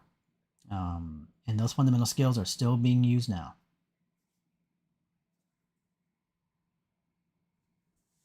Let's go to some more questions here. Aztec Mesa is asking, is the theme of the second book still going to be about military vehicles and skeletal structure? That's the second dynamic Bible. Yes. Military vehicles, skeletal structure, and a third subject. So there'll be 3 subjects in the second book. That's the intent. I've already relatively thumbnailed the entire book. I just have to start getting all the pages done. So I'm hoping to get it all done by, I would like to February. So the printing can go in and we'll get it out hopefully by July. Aditya is asking, how do you train to coordinate your eye while drawing right now? You're having trouble with it. I mean, of course, we can easily say that, especially in terms of hand-eye coordination, the simpleness of practice and repetition is going to be huge. So if you haven't really spent a lot of time, sketching, drawing, creating on page, well, then, of course, you're not going to have the ease of manipulating that, or at least controlling that as well as you like to. So for me, of course, spending my entire lifetime doing this, the coordination of controlling the tool to what I'm seeing is relatively there. It's not perfect, but it's to the levels of which it helps me produce consistent and also to the speed and efficiency that really is capable and competing with others. But as you aim for that, of course, this is where you have to spend the time to hopefully gather that skill set. And it might take you a lot longer, but it might also take you a lot shorter, depending on how much investment of time you give. But if you're already expecting to get that right now, after let's say a year or 2 of drawing, it's just not going to work. So be more patient with it. Patience will be key. And, don't overthink it.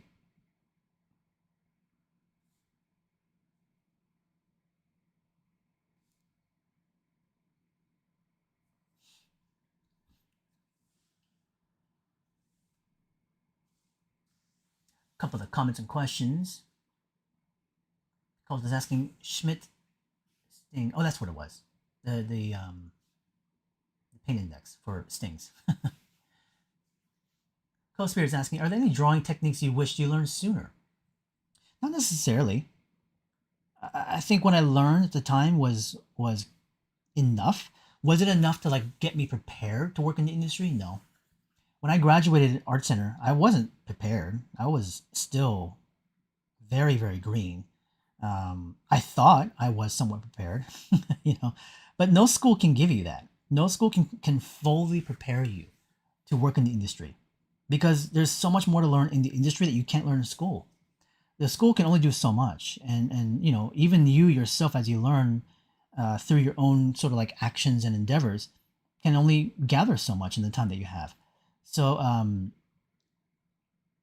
it really is in going into the fundamentals, of course, and making sure that you have a strong foundation in that, and so that you're able to apply and adapt to situations in which more learning is going to have to be done. So that's going to be areas of things like even just simply things like your discipline, even things like we talked about earlier, the idea of patience, the skills that are not necessarily so art centric per se. It's more on the human side, right? And having enough art skills, and so that when those problems emerge, that you have enough drive and discipline and patience to overcome them by learning. Because in the industry, you will have to still learn. And the problem with the industry, of course, is that not everybody was going to want to teach you. You kind of have to just kind of do it, maybe fail to a certain degree, or at least do the best of your ability and maybe not pull it off as well as you like, but then learn from that and apply it to the next time.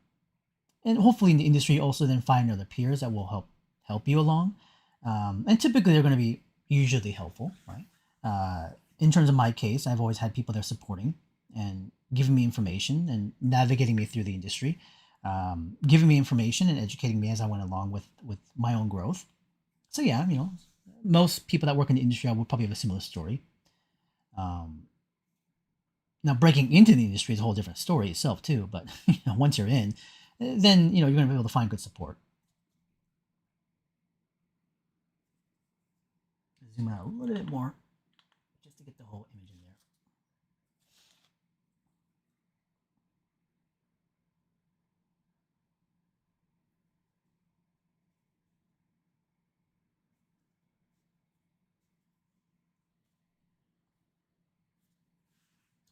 A couple more questions.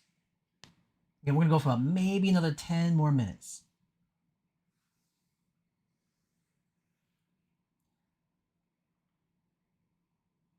I'm going to scroll down a little bit. I apologize. If I skipped a couple questions, you can ask again. Jingle Bells is asking, if I'm creating animations with a level of detail similar to Studio Ghibli's movies, how much time should I spend practicing more detailed drawings and practicing perfect perspective? I mean, perfect perspective won't even apply because even Ghibli films don't use perfect perspective, actually. They use their own perspective to apply to the films to help better communicate their stories. So your intentions of what you're trying to learn or practice on is a little bit misguided. It's really about if you have interest and curiosity and drive of wanting to create animations, even trying to match up to the detail levels of whatever studio you're looking at, just do it. Don't wait to be like, I gotta practice more to get good enough to start making these animations. If you know how to animate. And if it takes you forever, well, apply that time for right now and learn and get better and get faster. Right now, it's going to take you forever, no matter what. And if you think that, well, if I get better in practicing, well, then I'll feel more confident to be able to produce this stuff more efficiently. No, you won't. You can practice for another 10 years and be like, I'm still not good enough. I got to practice this detailing. I got to practice that material. I got to practice this skill set. It never ends. And because you haven't taken this step to just apply and attempt, you don't understand the bridging of those two things, the animation and your skill sets. Right now you're focusing on skill set and you'll never touch the animation because you feel like you're not good enough. So I'm not saying that's what you're saying, but I'm saying the mentality of many people can be like that. So my suggestion is, no matter where you are in your skills, if you have interest in creating, create. And don't create with the intent of trying to satisfy others. Create because you want to create for yourself. It's not for anyone else, it's for you. And if you're creating just because you're trying to get, notoriety, or reputation, or popular, or someone to make comments on things, you're doing it for the wrong reason, basically.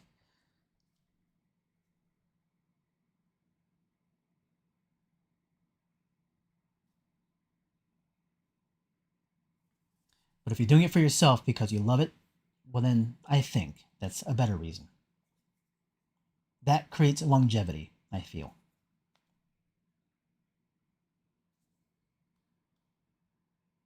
Osman's asking, have I played Blacksmith Wukong? Yeah, twice over. Very good. I like that a lot. I actually just downloaded Indiana Jones. I wanted to play that. Steven's asking, when you were writing your books, how much crossover did you want to add from your online classes? Um, oh, my dynamic sketching books, dynamic Bibles. I wanted them to be one to one. I was making those books initially for the classes, for me, to understand what the notes were and what I really wanted to communicate. I was basically refining my educational process through the books. I just happened to print it.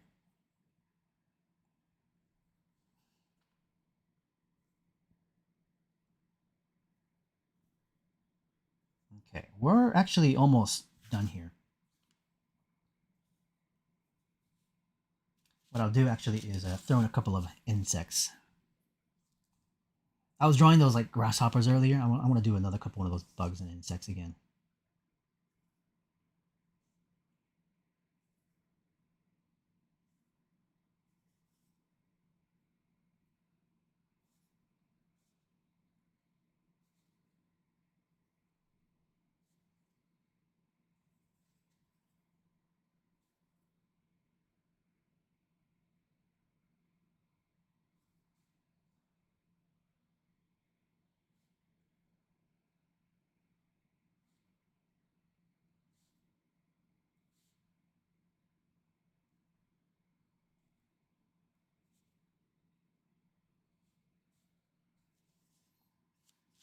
Grasshopper. Maybe a praying mantis over here.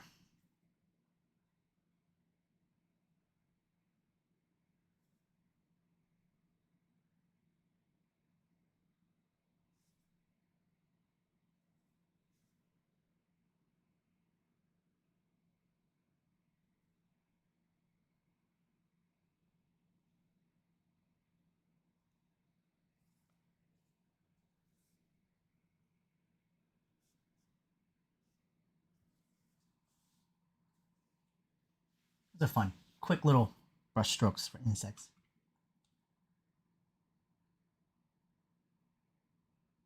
So I'm going to scroll down a little bit more now, just because we're reaching the end point of this. I apologize if I missed a bunch of questions, so I had to scroll down to the current present moment of the chat. Um,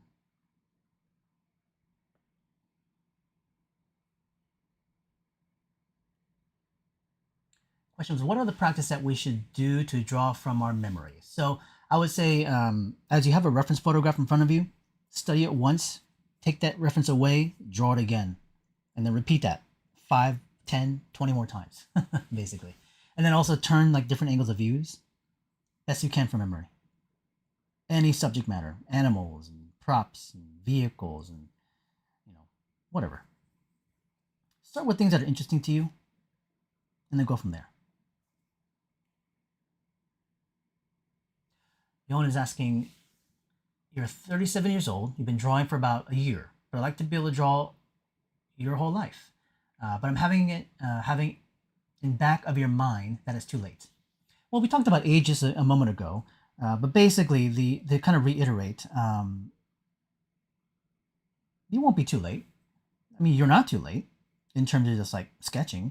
If you're a year in already, well, then you've already kind of stepped into the bigger world. Now it's about, do you really like it? Do you enjoy it? Do you love it? And if you do, no matter what age you're at, then I'm sure you'll stick with it. Now, if your mind is going into things like, well, I want to become a professional and I'm trying to be this pro, I want to become this or this or this, don't label things so much just yet. Don't define it and don't put yourself into a box. Just create.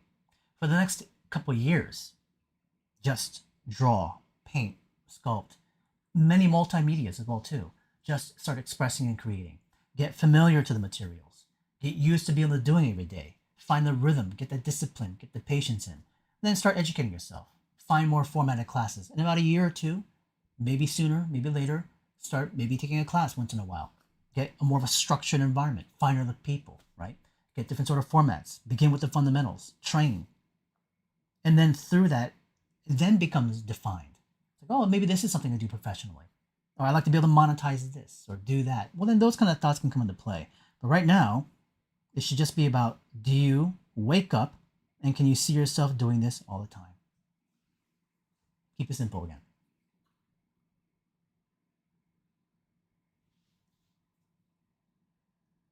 YouTube is asking, how can one get these types of shapes and dimensions using the cube rule? I don't really use a cube rule. If you're talking about the development of cube forms in a perspective space, I don't really see it that way. Now you can. I'm not saying that people don't, but I personally don't use that because I don't like to constrict it into a cube because you'll be so confined to its structure, you won't be able to expand and play with things beyond that form. Now, if you're saying, but purely more for a sense of spatial design, perspective and use, well, you can use other elements of beyond just a cube to get perspective. All you need is just a few lines to get yourself a sense of projection of the background towards a spatial sense of front to back. Simple things like overlap or scale, big to small, will help with perspective as well too. But if you need a cube to get a sense of form and shape, I think that can be somewhat stifling. Again, it's a great singular form to start with, but you want to diversify those forms and shapes too.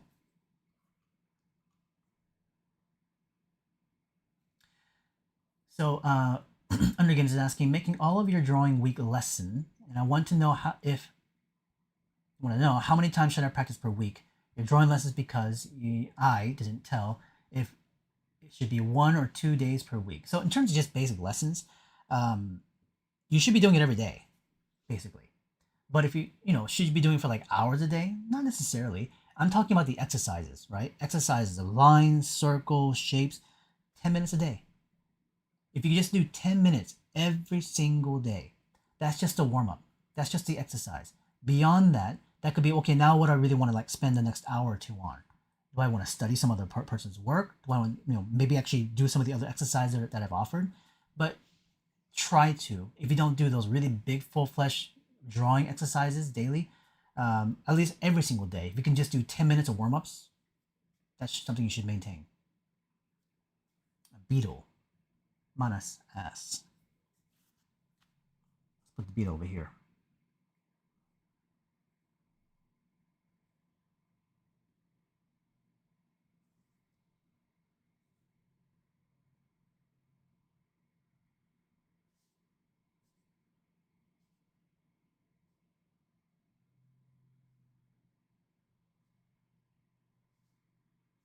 Let's just dry a little bit and put a tiny bit more detail in there.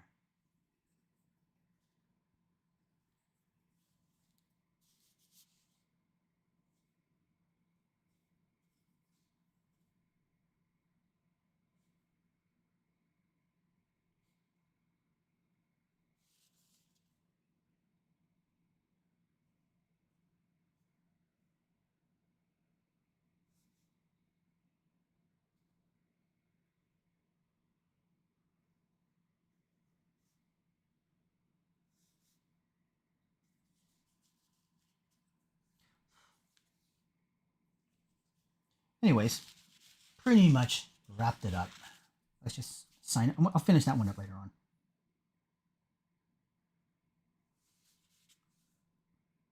Any small little stuff I want to touch upon, but that should relatively conclude this piece. Last couple comments and questions over here. Lucas also mentioned, might be a weird one, but your eyes kind of shake when I focus too much, making it hard to draw with a lot of detail. Any tips to improve on drawing when without depending on too much on the eyes? I don't know exactly what you're experiencing, Lucas, but based on how it feels for me, there are times my eyes will shift. It'll shake and shift. When I'm trying to focus on something very narrow, my eyes will actually shudder, shift left and right. The only times this will happen this way is because I'm really tired, usually. If I'm really tired, I can't focus on one specific part and my eyes will shift around like uncontrollably. It'll shake. So I know how that feels also when I drive. When I drive when I'm really tired, my eyes like shift around. So that's when I know I'm really sleepy. So usually I'll pull over to the side or I'll take a break and a rest. You can force it. And I've done this when I was in school, but it's like it just doesn't come out the way I want to. And even if I'm trying really hard, I actually just can't produce it. I have to rest. So that's where you're kind of putting a bit too much strain on you. But that may not be the case for you because if it happens all the time, it just might be a natural like stutter you have, you know. So in that case, you got to just be able to work with it. Don't see it as a weakness. It's just a part of you, and you just adapt to it essentially.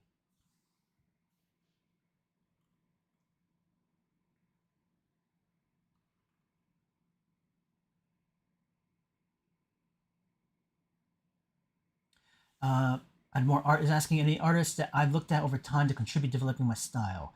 Tons, too many to list. One specifically I always mention right now is Heinrich Klei. If it was like a, let's say now it's Japanese themed, if it was someone, a Japanese artist, Terada, Katsuya Terada, or um, Takehiko, Inoue Takehiko from Slam Dunk and Vagabond, obviously.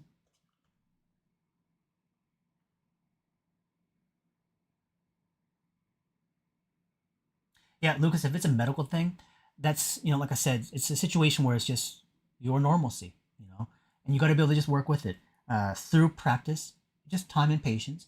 You'll be able to adapt and being able to move with it, you know. You certainly don't want to strain and focus too much because obviously it's not going to help you. You got to be able to just move and flow. So look at it, maybe kind of stepping back a little bit. Instead of getting closer and closer and narrowing down, step away. Maybe work bigger, okay? Work bigger, having more open control of your arm. Instead of tiny control with your fingers, more arm control. So bigger format. That's what I recommend with this.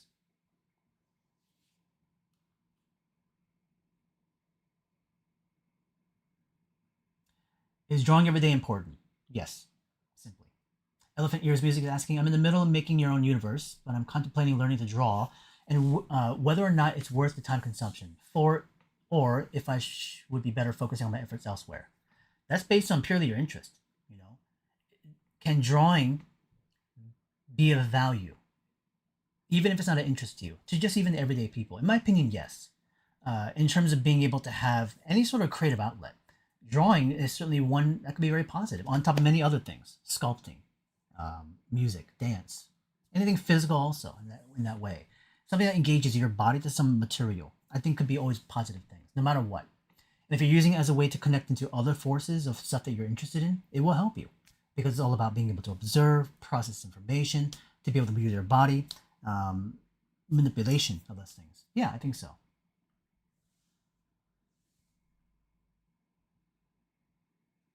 Yes, I'm a huge fan of Franklin Booth. Absolutely. All right, that's all the questions I'm seeing coming up right now. Appreciate everyone spending time and hanging out with me a little bit. I will try to be on most likely at the end of either this week or at the beginning next week on Monday again. Because Mondays I'm actually relatively free. So I'm going to try to push for either this Friday or Monday to have another live stream. Join me at that point. If you don't follow me on Instagram, Peterhanstyle, you'll find me post on stories there as I'm going to basically pop up and go live about usually 15 minutes before. Today I had to kind of solve out some technical stuff. I want to actually go back in and try to solve this again. But either way, I appreciate everyone's questions, comments, and hanging out a little bit. Hopefully you guys got to sketch and draw with me a bit more as well too. We didn't get to test out the pens, but I'll probably do that next time. These pens that I bought, I want to test them out on this paper and also stress test them. Beyond that, I'd also like to maybe do a giveaway, but look for the description. Maybe I'll kind of post on there what you can do. But either way, thanks again. Make a comment, share, follow, subscribe, and I'll see you all next time. Appreciate it, guys.